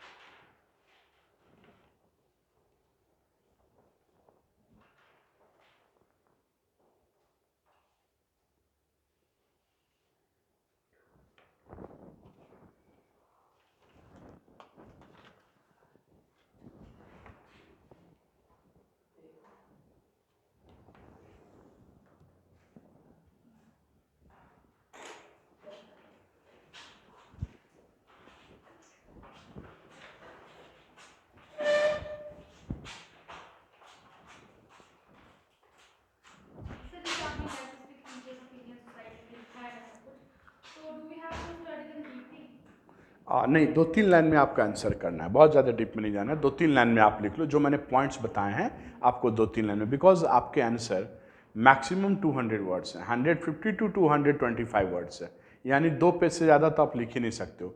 कुछ क्वेश्चन को आपको 1 पेज में कंप्लीट करना है, तो आप पॉइंट लिखा, 2-3 लाइन आपने लिख देना है। जो मैंने आपको एक्सप्लेन किया अपने लैंग्वेज में लिख लोगे, या हम आपको कोई नोट्स देंगे तो आप वहाँ कर लेना, बस सफिशिएंट है। आपको बहुत, क्योंकि आपको ना जीएस में 20 क्वेश्चंस हैं, और इसमें से मान लीजिए 2 क्वेश्चन अगर आ गया तो आपको बहुत डीप नहीं पढ़ना है, थोड़ा बहुत आपको पता होना चाहिए, ये चीज़ें हैं। तो जैसे मैंने आपको एक्सप्लेन किया, अपने कास्ट सिस्टम आपको 4 लाइन अपने मन से लिख दिया, आपने संस्कृताइजेशन आपने 2 लाइन लिख दिया। जब आप पूरा ये मॉडल समझ जाएंगे तो आपका जो नॉलेज है ना और इंक्रीज कर जाएगा, तो आप खुद भी लिख सकते हो, सिर्फ आप पॉइंट याद रखना, ठीक है। जहां जरूरत पड़ेगी मैं आपको लिखवा भी दूंगा, क्योंकि मैक्सिमम 2 पेज का आंसर लिखना है, ये याद रखो आप। 2 पेज का आंसर आपको राइटिंग करनी है। अगर आप बोलोगे तो मैं बहुत डिटेल में और लिखवा दूंगा, लेकिन मुझे इसका कोई जरूरत नहीं लग रहा है।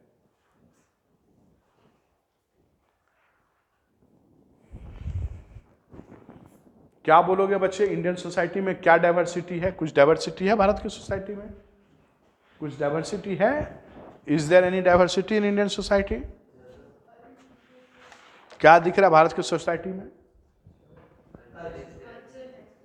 कल्चरल डाइवर्सिटी है, लैंग्वेज डाइवर्सिटीज है, रीजनल डाइवर्सिटी है। अच्छा ये बताओ बच्चे मुझे कि भारत के सोसाइटी का ट्रेडिशनल बेसिस क्या है? What are the traditional philosophy या basis of Indian society? Traditional basis Indian society का क्या है? ठीक है, सिर्फ रिलीजन है या कुछ और फैक्टर भी है?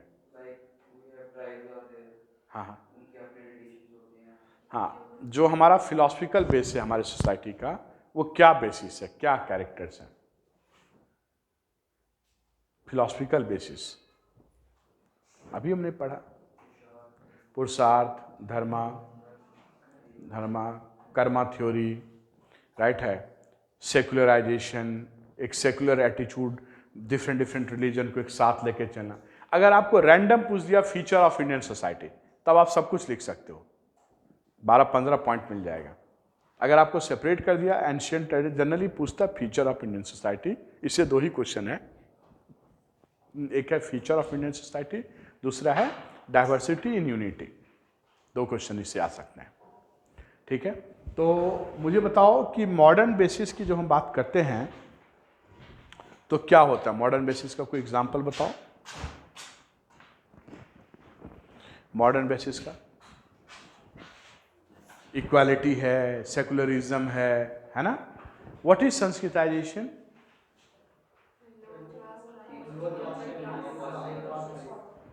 संस्कृताइजेशन, भारत में वर्णा सिस्टम था, ये भी आपका ट्रेडिशनल है। वर्णा सिस्टम था और क्या था?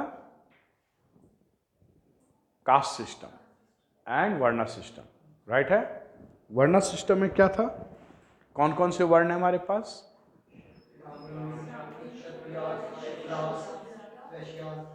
राइट राइट राइट राइट, ठीक है ठीक है। संस्कार भी हैं, कौन कौन से संस्कार थे? ठीक है, चलो आगे लिखो। क्या पॉइंट लिखे हो बच्चे? क्या पॉइंट लिख रहे थे? ठीक है, लिखिए multi ethnic society, Indian society, थोड़ा 2-4 लाइन लिखवा दूं। Multi ethnic society, Indian society is a multi ethnic in nature,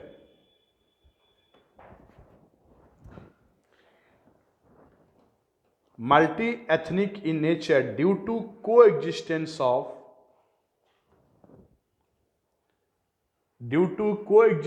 of variety of racial group in India,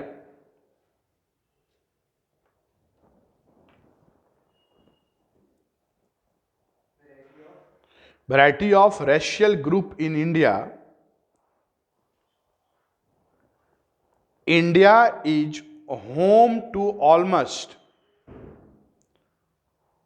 all racial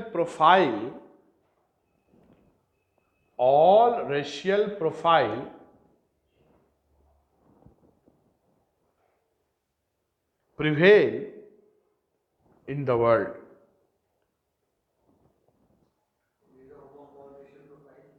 With the available variety in the world. जैसे आप देखो सेंटजील, जारवा, कुकी, नागा, मैती, बड़े सारे tribes हैं हमारे पास. लिखिए multi lingual society. Indian society is a multi lingual society. Across the length and breadth,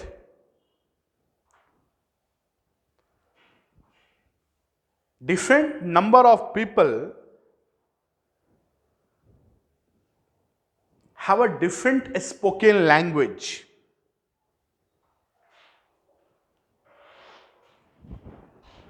Major language are Hindi, Telugu, Malayalam, Dogri, Gujarati etcetera. देखो भारत में कितनी लैंग्वेज कहते हैं यहां पर किलोमीटर पे लैंग्वेज चेंज होता है ना. एसेंशियल जम्मू कश्मीर में 10 लैंग्वेज है. हमारा कॉन्स्टिट्यूशन 22 लैंग्वेज को रिकॉग्नाइज करता है. राइट है. हम लोग डिफरेंट डिफरेंट टाइप के लैंग्वेज यूज कर सकते. तो भारत में मल्टी लैंग्वेज है, मल्टी कल्चर है, मल्टी रिलीजन है. राइट है. India is also example. Next character multi religion. 80% से ज्यादा हिंदू पॉपुलेशन है. उसके बाद हम क्या देखते हैं, Muslim, Christian, Sikh, Jainism, Buddhism है. India is a multi lingual country, multi religion country as well. India is a multi religion as well. Multi religion as well. आप बोलोगे कि भारत में 80% पॉपुलेशन हिंदूज हैं.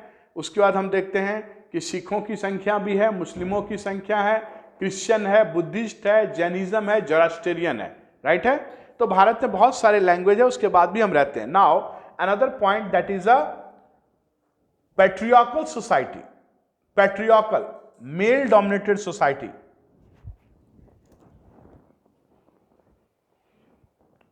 India is the example of patriarchal society.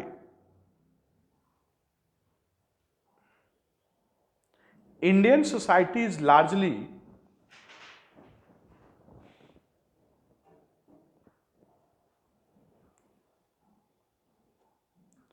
a patriarchal society.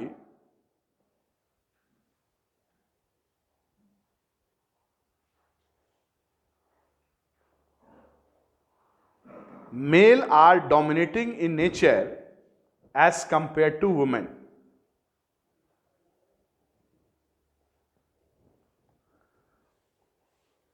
Next point, coexistence of traditionalism and modernism.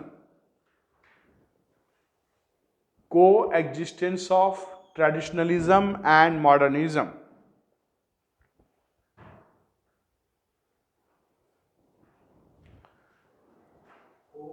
Coexistence दोनों है. Traditionalism, Indian society we see traditionalism and modernism both are coming. Right है. Traditionalism हम देखते हैं joint family system, caste system etcetera. And due to technological advancement, इस पर एक line लिखिए, due to technological advancement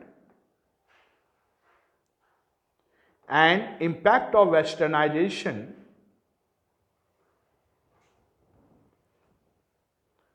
rational thinking,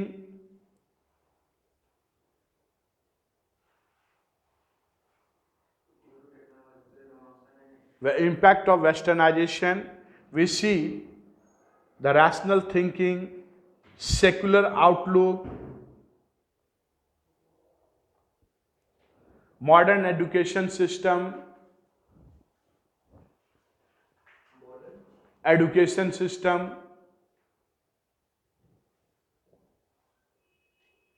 use of electronics gadgets. Despite that, we still believe in family and marriage system. Despite that, we still believe in family and marriage system. देखो हमारा जो values है ना अभी भी हमने maintain रखा है. अमेरिका वगैरह में मैरिज इतना इंपॉर्टेंट नहीं रखता है. Right. Next point please right. Marriage system. Unity in diversity.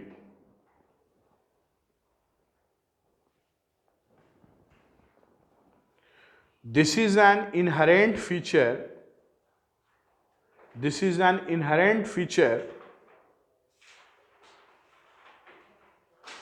of Indian society.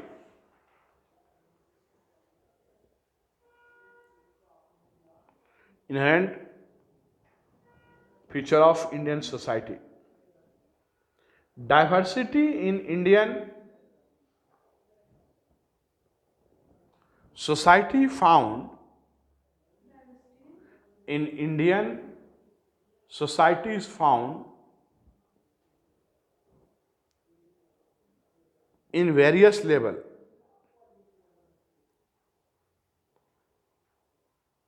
At a different forms.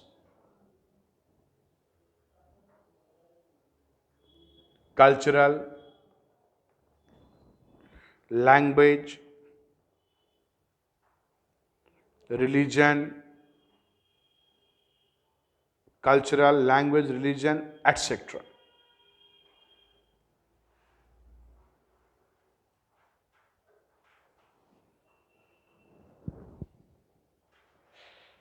Indian society, despite multi-language and multicultural,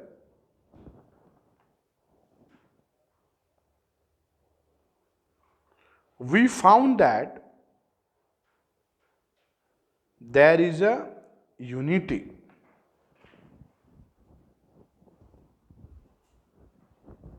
अच्छा, डोंट राइट, एक दो पॉइंट आप ऐसे सुन लो। भारत की जो सोसाइटी मॉडर्न टाइम में चल रही है उसमें हम ये देखते हैं कि इंडिविजुअल का और कम्युनिटी का एक बैलेंस मेंटेन किया गया है। ऐसा नहीं है कि इंडिविजुअल ही इंपॉर्टेंट है और ऐसा नहीं है कि कम्युनिटी ही इंपॉर्टेंट है। There is a fine balance between community and individual. Then you will see the achievement is the more important. सब कुछ बर्थ के बेस पर नहीं हो रहा है।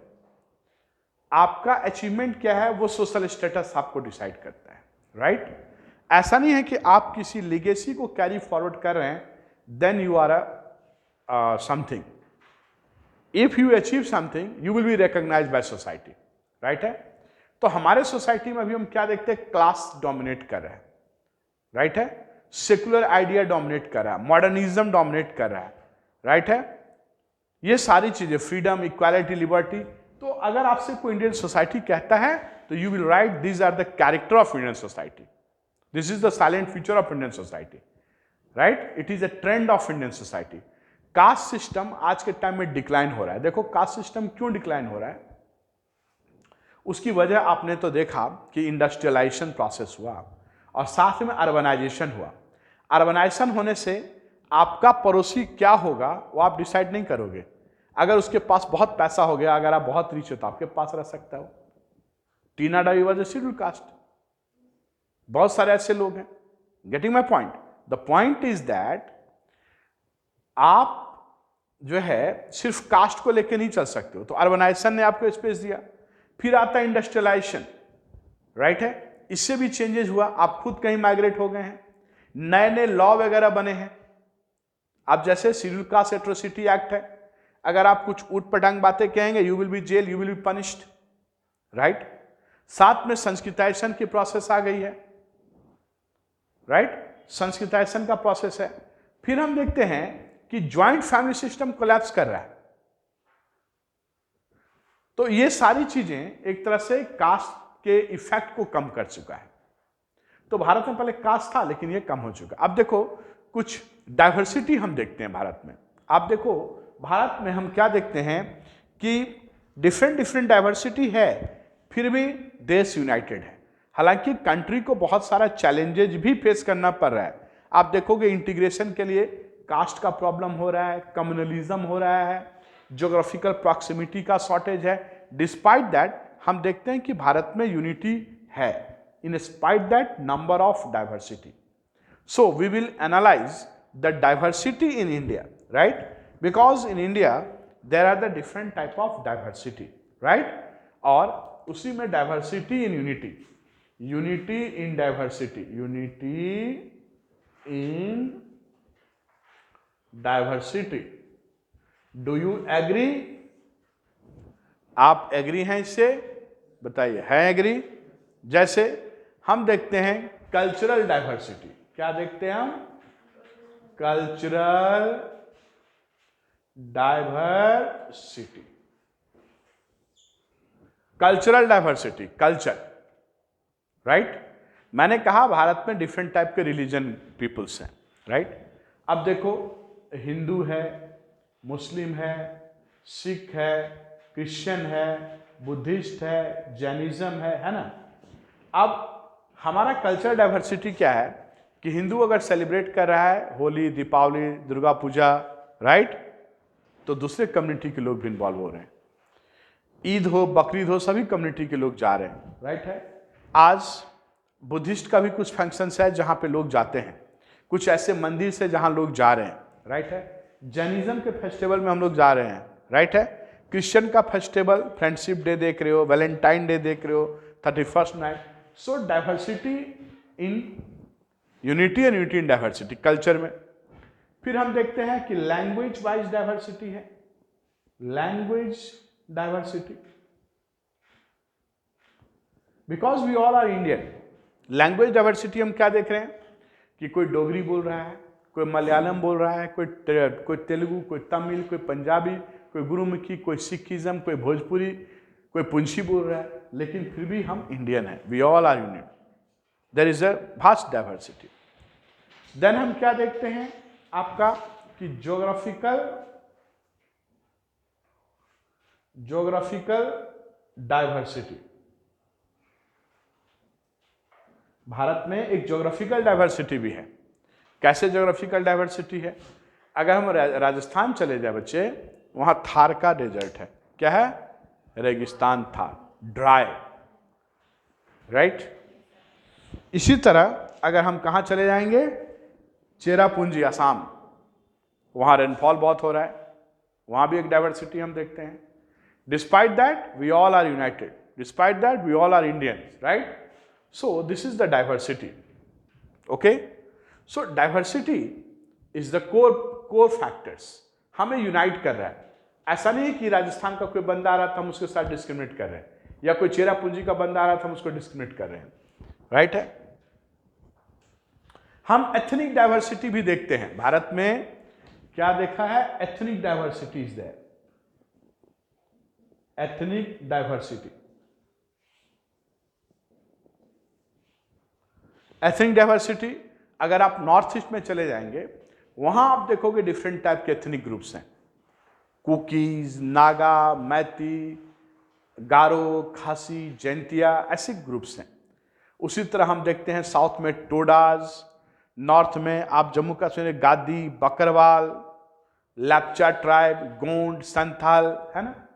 तो एथनिक डाइवर्सिटी हम देखते हैं। भारत में डाइवर्स एथनिक ग्रुप्स हैं। नॉर्थ ईस्ट का एग्जाम्पल हो, पंजाब का एग्जाम्पल हो, despite that we all are united, right.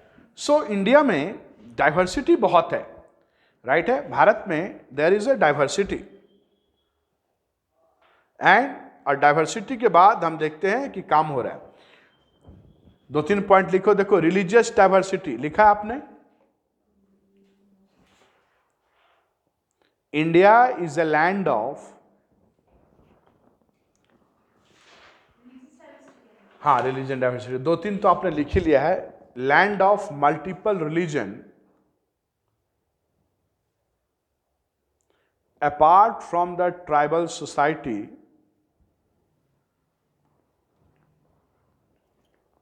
many of whom still live, many of whom still live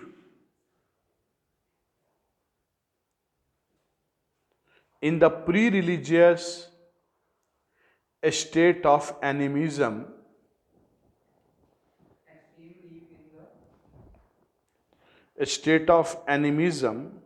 and magic.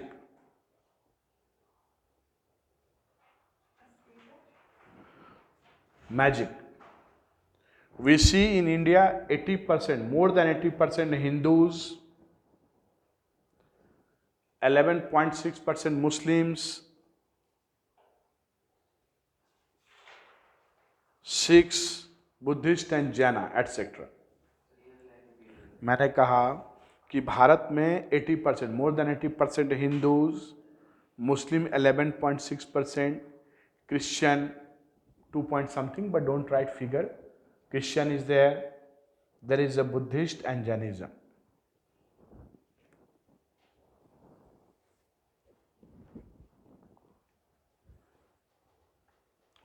The Hindu itself divided into different cult and sects. Hinduism is itself divided cult and sects like Vaishnavism, Shivas, Saivism, ऐसे।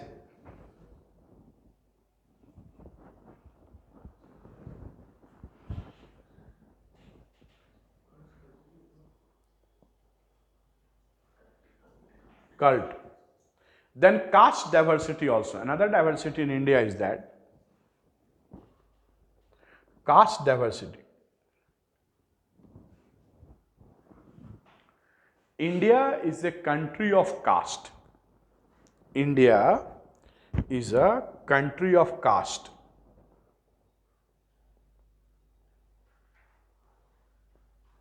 The term caste has been used Varna as well as Jati.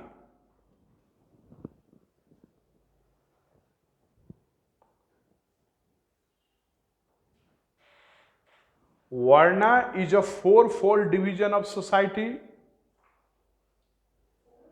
Fourfold. Fourfold division of society on the basis of professional differentiation.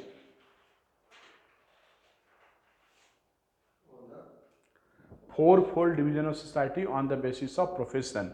Later on, it's converted to caste system.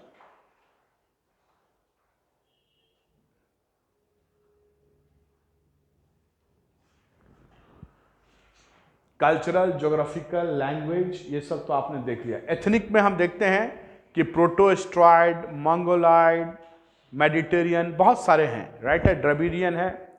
So despite this differences what we see all are Indians. इसके बाद भी हम क्या देखते हैं कि all are Indians, right, and they are United.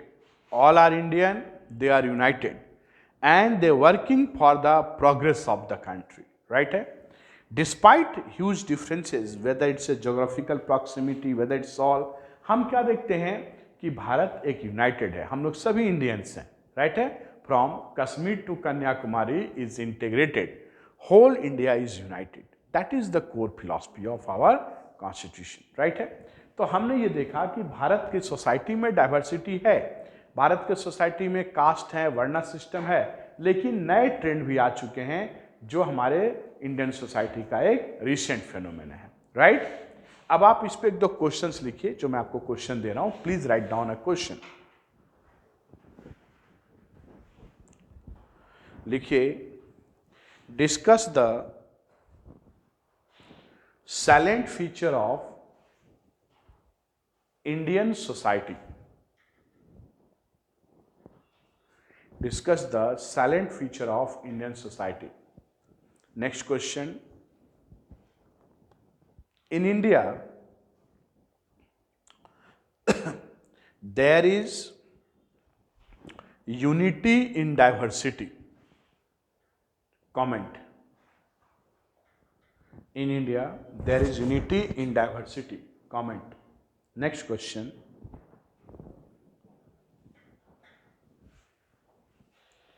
Discuss the philosophical and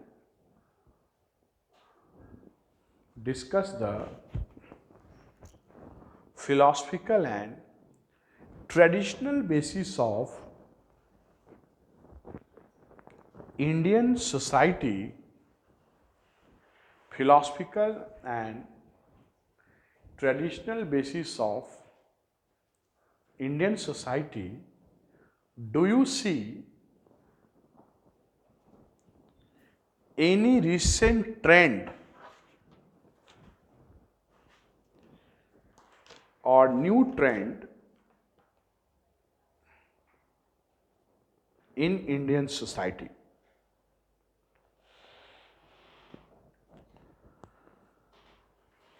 देखो, एक दो पॉइंट आप वैसे भी इंडियन सोसाइटी का सुन सकते हो। स्पिरिचुअलिज्म और मैटेरियलिज्म में थोड़ा बैलेंस किया गया है रिसेंट टाइम में। पहले क्या होता था कि हम लोग बहुत ज़्यादा स्पिरिचुअलिस्ट थे। हमें बताया गया था कि मोक्ष के लिए हम काम कर रहे हैं, मैटेरियलिज्म पे ज़्यादा ध्यान नहीं है। दुनिया के बहुत सारे ऐसे रिलीजन हैं जो ऐसा करते हैं, जैसे इस्लाम में भी बोला गया ब्याज लेना हराम है। इसी तरह जब हम एथनिक की बात करते हैं तो मैक्स वेबर ने एक बुक लिखा Protestant ethics and spirit of capitalism. वहाँ पे वो लिखता है कि कैपिटलिज्म के राइज के लिए प्रोटेस्टेंट रिलीजन इज रिस्पॉन्सिबल, यानी रिलीजन को मनी के साथ कनेक्ट कर दिया गया है, right. The point is that Bharat में मॉडर्न टाइम में स्पिरिचुअलिज्म और मैटेरियलिज्म के ऊपर स्ट्रेस दिया गया है। और मैटेरियलिज्म बहुत बैड नहीं है। जनरली हम पहले ये मानते थे कि मैटेरियलिज्म बैड है, but it's not like that. Materialism is also good, right. So materialism के ऊपर भी इंफेसाइज करना है, राइट। इंडिविजुअल और कलेक्टिविटी, पहले सोसाइटी को ज़्यादा प्रेफरेंस रखा था, अब क्या है, इंडिविजुअल और कलेक्टिविटी दोनों को इंपॉर्टेंस दिया गया है, राइट। देखो बच्चे, फिर हम देखते हैं कि हमारा जो कास्ट है वो एक तरह से इंडोगैमी है, चेंज नहीं होगा, जो है वो है।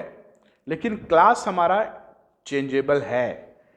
कास्ट हम बर्थ के बेस पे एस्क्राइब करते हैं, लेकिन क्लास हम अचीव करते हैं, राइट है। एक लास्ट पॉइंट पे लिख लो, the factors that affect the caste system in India. एक पॉइंट लिखो, कुछ points, factors that affect the caste system in India. Point number 1 पहले लिखिए, द फॉलोइंग या the major factor that affect the caste system in India या caste change in India.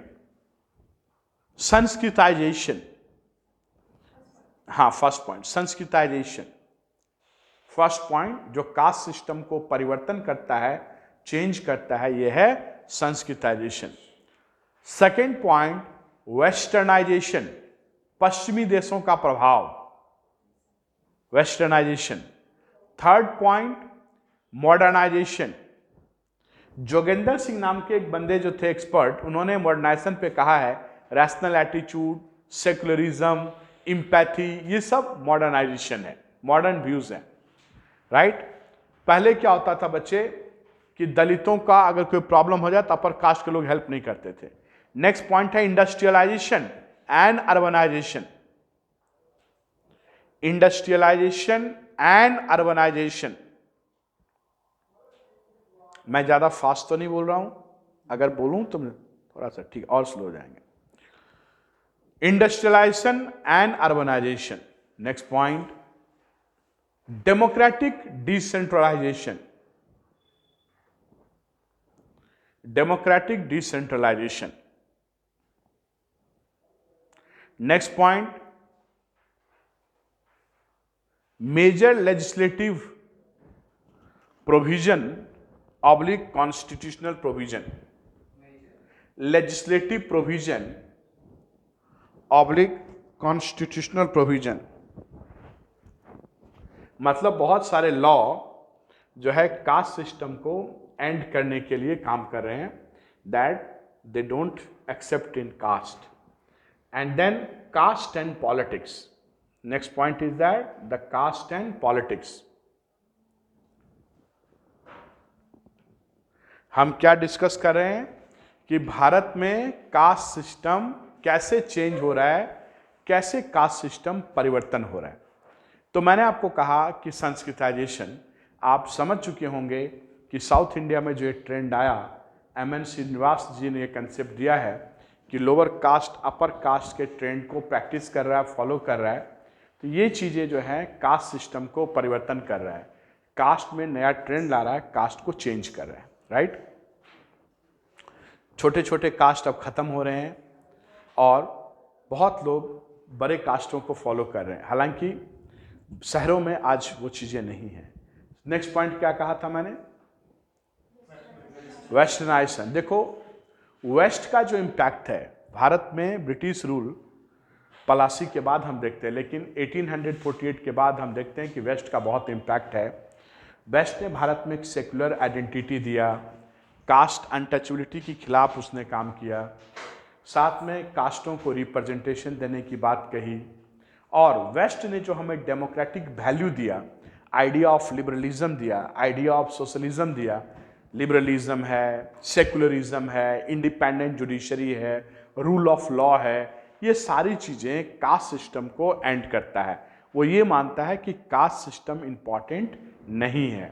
सो इस तरह से caste system has been declining because of democratical value, because of constitutional provision. Next point, modernization. देखो जो modern views आए, जो modern theories आए, उसमें कहा कि अलमाइटी एक है, सभी को क्रिएट किया गया है, कोई प्योरिटी इम्प्योरिटी का कंसेप्ट नहीं है। ये जो प्योरिटी इम्प्योरिटी का कंसेप्ट है, ये कंसेप्ट साइंटिफिकली प्रूफ नहीं है, ये एक मिसअंडरस्टूड है। इसलिए किसी भी जाति के साथ डिस्क्रिमिनेशन करना it's not a good idea. So एक ह्यूमनिज्म का कंसेप्ट, इंडिविजुअलिज्म का कंसेप्ट और कास्ट सिस्टम को इन्होंने रिजेक्ट कर दिया। नेक्स्ट पॉइंट, देखो जब अर्बनाइजेशन हुआ, इंडस्ट्रियलाइजेशन हुआ, तो लोग माइग्रेट हो गए एक जगह से दूसरे जगह। तो लोग जब एक जगह पे रह रहे हैं तो वहाँ कास्ट को लोग नहीं देख रहे हैं। जब आप बड़े शहरों में आ रहे हैं तो वहाँ कास्ट को आप नहीं देख रहे। दिल्ली, मुंबई, कोलकाता, जम्मू, अब गांव में चल सकता है कास्ट, वहाँ जजमानी सिस्टम था। आज अगर आप होटल में जाओगे तो आप ये नहीं पूछ सकते कौन सर्व कर रहा है, राइट है, लेकिन उस टाइम पे आप पूछ सकते थे। तो इंडस्ट्रियलाइजेशन ने, अर्बनाइजेशन ने लोगों को मौका दिया, साथ में कम्युनिकेशन। आप ट्रेन में जा रहे हैं, फ्लाइट में जा रहे हैं, आपका अटेंडेंट कौन है आपको नहीं लेना देना है, आप नहीं पूछ सकते कास्ट। तो ये चीज़ें जो हैं आपके नीड को बढ़ाया है। तो कास्ट सिस्टम का जो एक सिस्टम था वो ग्रेजुअली ब्रेक डाउन करने लग गया, राइट है। नेक्स्ट पॉइंट, देखो जो हमारा कंसेप्ट है डेमोक्रेसी का, जो डेमोक्रेटिकल वैल्यूज हैं, डेमोक्रेसी किसके ऊपर बेस है? इक्वालिटी के ऊपर बेस है, जस्टिस के ऊपर बेस है, सोशल जस्टिस के ऊपर बेस है, सामाजिक न्याय के ऊपर बेसिस है। अगर हम अनटचेबिलिटी को प्रैक्टिस करेंगे तो इक्वालिटी के खिलाफ है, हमारा आर्टिकल 14 के खिलाफ है। सो डेमोक्रेसी का आइडिया ही है equality, by the people, for the people, of the people. So अगर हम आप डिस्क्रिमिनेट कर रहे हो, आप बोलोगे ये लोअर कास्ट है इसको वोट नहीं देना है, तो दिस इज अ डिस्क्रिमिनेशन, तो idea will not be survive. So that's another reason. Next point, बड़े सारे लॉज बनाए, है ना, major legislation, constitutional provision. You see, जब बाबा साहब अम्बेडकर कॉन्स्टिट्यूशन फ्रेम कर रहे हैं और उनके साथ जो कॉन्स्टिट्यूएंट असेंबली में मेंबर थे, they already talk about the equality. They do not believe कि कास्ट सिस्टम होना चाहिए। गांधी जी ने हरिजन सेवक संघ बनाया, 1932 में पूना पैक्ट हुआ और कास्ट सिस्टम को खत्म करने की बात हो रही थी। कॉन्स्टिट्यूशन में आर्टिकल 15, आर्टिकल 14 रखा गया पर्टिकुलरली, आर्टिकल 330 से लेकर 40 तक रिजर्वेशन का प्रपोजल रखा गया, नेशनल शेड्यूल कास्ट कमीशन बनाया गया, शेड्यूल ट्राइब कमीशन बनाया गया, 1955 में सिविल लिबर्टी एक्ट पास किया गया, right. And then what we see, 1989 में SC/ST एट्रोसिटी एक्ट पास किया गया। Why? Because to ensure caste equality, right है। जब हम एडल्ट फ्रेंचाइजी की बात कर रहे हैं, universal adult franchise, what we see, सभी लोगों को वोट देना है, चाहे किसी भी कास्ट का क्यों ना हो, किसी भी कम्युनिटी का क्यों हो। सो इन इंडिया इन सब चीज़ों को कॉन्स्टिट्यूशनली प्रमोट किया गया और लॉ बनाया गया बाकायदा। अनटचेबिलिटी का एक्ट पास किया गया, article 17 is particularly related to untouchability, right है। तो ये सारी चीज़ें करके समाज में एक सोशल जस्टिस और सामाजिक न्याय और सभी लोगों की इक्वालिटी देना हमारी एक कॉन्स्टिट्यूशनल प्रॉमिस था, डेमोक्रेटिकल वैल्यूज को प्रमोट करना। सो इन चीज़ों की वजह से भारत में कास्ट सिस्टम खत्म हो रहा है, राइट है। जो आज आपने पढ़ा है उसको एक बार रिवाइज करो, जो मैंने क्वेश्चन लिखा है वो मैं आपसे पूछ भी सकता हूँ, अभी लिखवाने के लिए नहीं दूंगा, 1-2 दिन के बाद आप लिखेंगे भी, क्वेश्चन मुझे ला के दिखाएंगे, हम उसको चेक भी करेंगे। हाँ 250 नहीं 200 वर्ड, क्योंकि कोई क्वेश्चन तो 150 वर्ड्स का है और कोई क्वेश्चन 250 है तो 225 होगा। तो हाँ, आप इंट्रोडक्शन 2 से 3 लाइन, कंक्लूजन 2 से 3 लाइन, या कंक्लूजन नहीं देना है, 2 पेज से ज्यादा तो आंसर लिखना ही नहीं है, राइट है। अभी आप थोड़ा सा पढ़ें 2-3 लाइन और मुझे समझाएं, राइट है। मैं आपसे सवाल पूछूंगा, समझ रहे हो? You are getting my point. जैसे जैसे हम लोग 2-4 क्लासेस पढ़ेंगे हमें और क्लैरिटी आएगी, क्योंकि I am coming from eastern India, 2200 kilometre from Jammu, and you are from paradise. Paradise से आप लोग हैं, यूटी से हैं आप लोग। Getting my point. चलिए एक बार समझा दो मुझे, 2 मिनट रिवीजन कर लो।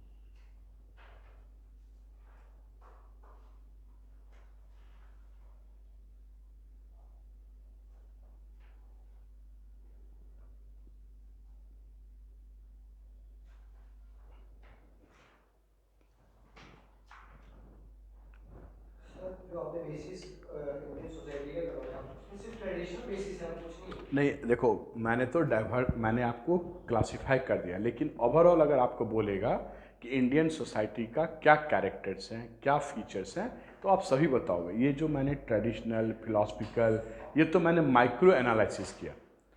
आपको तो क्वेश्चन ये आएगा कि क्या फीचर है इंडियन सोसाइटी का। ये तो मैंने आपको कहा कि ट्रेडिशनल में ऐसे था, फिर धीरे धीरे मॉडर्न में ये व्यूज़ आए। ये मैंने आपको डीपली एनालाइज करके बताया। आपको क्वेश्चन है, आपका टॉपिक है silent feature character of Indian society. In that case you will right all this thing. आपको उतना बताने की जरूरत नहीं है। हम अभी पहले ही टॉपिक्स में बैठे हैं, अभी पहला टॉपिक्स भी कंप्लीट नहीं हुआ। That is the silent feature of Indian society, पहला टॉपिक्स है। फिर वुमेन रिलेटेड इश्यूज हैं, कम्युनलिज्म है, रीजनलिज्म है, वेलफेयर स्कीम है, अर्बनाइजेशन है, ग्लोबलाइजेशन का इम्पैक्ट है, ये सारी चीज़ें हैं। अगर आप 15-20 दिन क्लास करेंगे लगातार तो आपको कोई बुक पढ़ने की जरूरत नहीं है। इवन आप बिना पढ़े भी, मतलब क्वेश्चन को पढ़ के भी आप डिस्कशन से ही आप लिख सकते हो, राइट है। मैं आपको फिर यूपीएससी के क्वेश्चन भी सॉल्व करवाऊंगा। कुरुक्षेत्र मैगजीन आपको पढ़ना है, उससे आपका ही भला होगा दूसरे सब्जेक्ट का, क्योंकि मॉडर्न थॉट्स, सरकार की पॉलिसीज, रूरल इंडिया को लेके आते रहते हैं।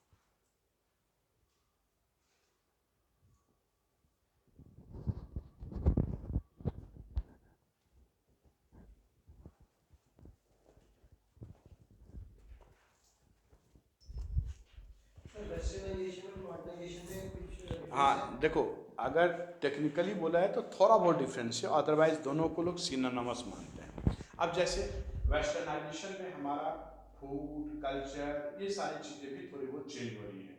मॉडर्न मीन ऑफ कम्युनिकेशन आ रहा है, ट्रांसपोर्टेशन आ रहा है, राइट। लेकिन जो आपका मॉडर्नाइजेशन है, मॉडर्नाइजेशन का मतलब है थिंकिंग के लेवल पे चेंज होना, rational thinking, scientific output, technological growth. जब हम वेस्ट की बात करते हैं तो उसका डायमेंशन बहुत ज़्यादा है। सोशल पे, इकोनॉमिकल पे, लेकिन जब हम सिर्फ मॉडर्नाइजेशन की बात करते हैं तो सिर्फ थिंकिंग लेवल पे है और थोड़ा बहुत टेक्नोलॉजिकल पे, इस पे सोशल इकोनॉमिकल ऑल है। वेस्टर्नाइजेशन एक बहुत ही होलसम व्यूज है और मॉडर्नाइजेशन थोड़ा सा एक सॉफिस्टिकेटेड है।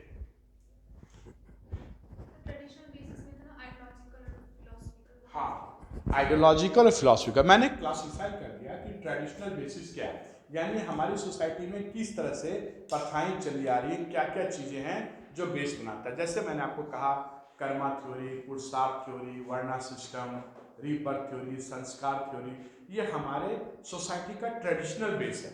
ट्रेडिशनली हमारा सोसाइटी इन चीज़ों से बंधा हुआ था। जैसे हम वैदिक एज की बात कर रहे हैं, मेडावल एज की बात कर रहे हैं, लेकिन जैसे जैसे समय बीतता गया सेकुलरिज्म, इक्वालिटी, फ्रीडम, ये सब चीज़ें आ गई, संस्कृताइजेशन आ गया। लेकिन पहले का जो सोसाइटी था, जो समाज था, वो समाज इन्हीं चीज़ों के ऊपर विश्वास करता था कि धर्म को हमें फॉलो करना है, हमें अर्थ कामा मोक्षा में नहीं पढ़ना है, पुरुषार्थ है। तो हमारा जो समाज है, हमारा एक एंशियंट सोसाइटी है, मॉडर्न सोसाइटी, ये तो ब्रॉडली हम जानते हैं। तो पुराने टाइम से हम लोग इसके ऊपर ज़्यादा स्ट्रेस दे रहे थे, लेकिन जैसे जैसे पासिंग ओवर द टाइम, जैसे जैसे समय बीतता गया, हम कुछ नए ट्रेंड के साथ भी अपने सोसाइटी का बेसिस बना लिए। जैसे पहले एजुकेशन होता था गुरुकुल सिस्टम में, आज इलेक्ट्रॉनिक गैजेट पे हो रहा है, क्लासरूम पे हो रहा है, मनी एक्सचेंज हो रहा है ना। तो ये तो मॉडर्न व्यूज है ना, लेकिन पहले एजुकेशन ऐसा नहीं होता था। आप महाभारत में चले जाओ, रामायण में चले जाओ, लोग कहाँ एजुकेशन करते थे, गुरुकुल में जाकर पढ़ते थे। तो हमारे सोसाइटी का तो ये भी बेसिस है ना। आज हम बोलते हैं ना, राम क्या थे, आइडियल थे और एक आदर्श पुरुष थे, पिता थे, हस्बैंड थे, ऐसा पढ़ते हैं हम।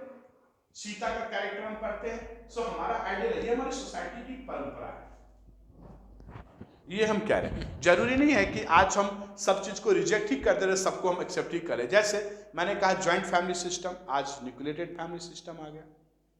कास्ट सिस्टम था, कम हो रहा है।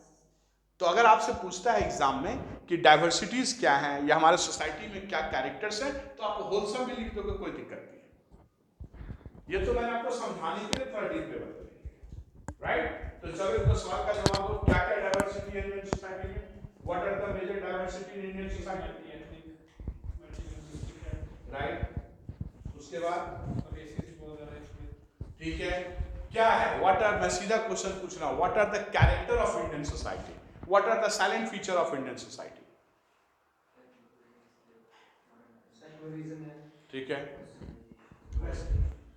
राइट है, और राइट, और क्लास सिस्टम है, वेरी गुड, और very good, right, very good, ठीक है।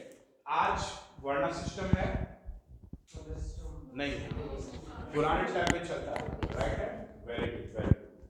सो आप समझ रहे हैं, ठीक है, कोई दिक्कत नहीं है। ये चैप्टर के बाद फिर हम women related, regionalism, communalism, globalization, how your food habit, your culture has changed by globalization, बहुत सारी चीज पढ़नी। फिर वेलफेयर स्कीम्स है, वुमेन से, वल्नरेबल सेक्शन से। तो आज इतना ही रखते हैं। Thank you very much. कोई सवाल तो नहीं है आपका बच्चे? Any doubts, any questions, any queries? Ethnic group, ethnic group देखो, जो language wise, culture wise same होते हैं, जैसे एक ही लैंड का, एक ही एरिया का स्लाइट डिफरेंसेस उसके अंदर। एथनिक वर्ड लैटिन वर्ड है इथनोसिटी, सिमिलर।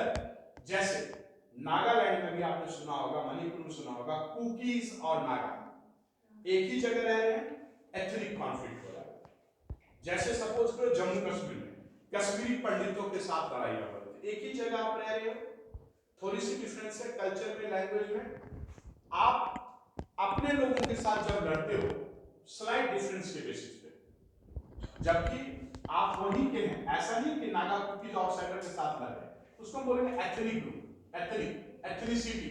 सिमिलैरिटी भी है लेकिन स्लाइट डिफरेंसेस भी है, स्लाइटली लैंग्वेज के बेस पे हो जाए, कल्चर के बेस पे हो जाए, but they are inhabitant of the same area, they are belonging to almost same culture. आपस में लोगों के साथ लड़ाई करना एथनिक कहलाता है, एथनिक। नॉर्थ ईस्ट का एग्जांपल आप देख सकते हो, या पंजाब में जब लड़ाई हो रही थी आपस में, जब लोग लड़ रहे थे, वो एक एग्जांपल हो सकता है, राइट है। तो दिस इज एग्जांपल ऑफ, जैसे आपने सुना होगा शिया सुन्नी की लड़ाई, कुर्द का प्रॉब्लम सुना होगा वेस्ट एशिया में, कुर्दिस्तान, ऐसी जो लड़ाइयां हैं दैट इज एथनिक कॉन्फ्लिक्ट। जैसे आप एक कम्युनिटी के हो लेकिन आपका स्लाइड डिफरेंसेस आ रहे हैं और उसके बेसिस पे आप दैट एथनिक। इथनो वर्ड से निकला है एथिक्स, एथनोसिटी, सिमिलर। ठीक है, थैंक यू वेरी मच। इसको कैसे बंद करना है, यहाँ बंद करना है। चलो कोई नहीं, इसको ऐसे थैंक यू वेरी मच बच्चे, अच्छे से पढ़िए। अगर आप इसको पूरा पढ़ेंगे तो आपको बुक की जरूरत नहीं पड़ेगी, राइट है।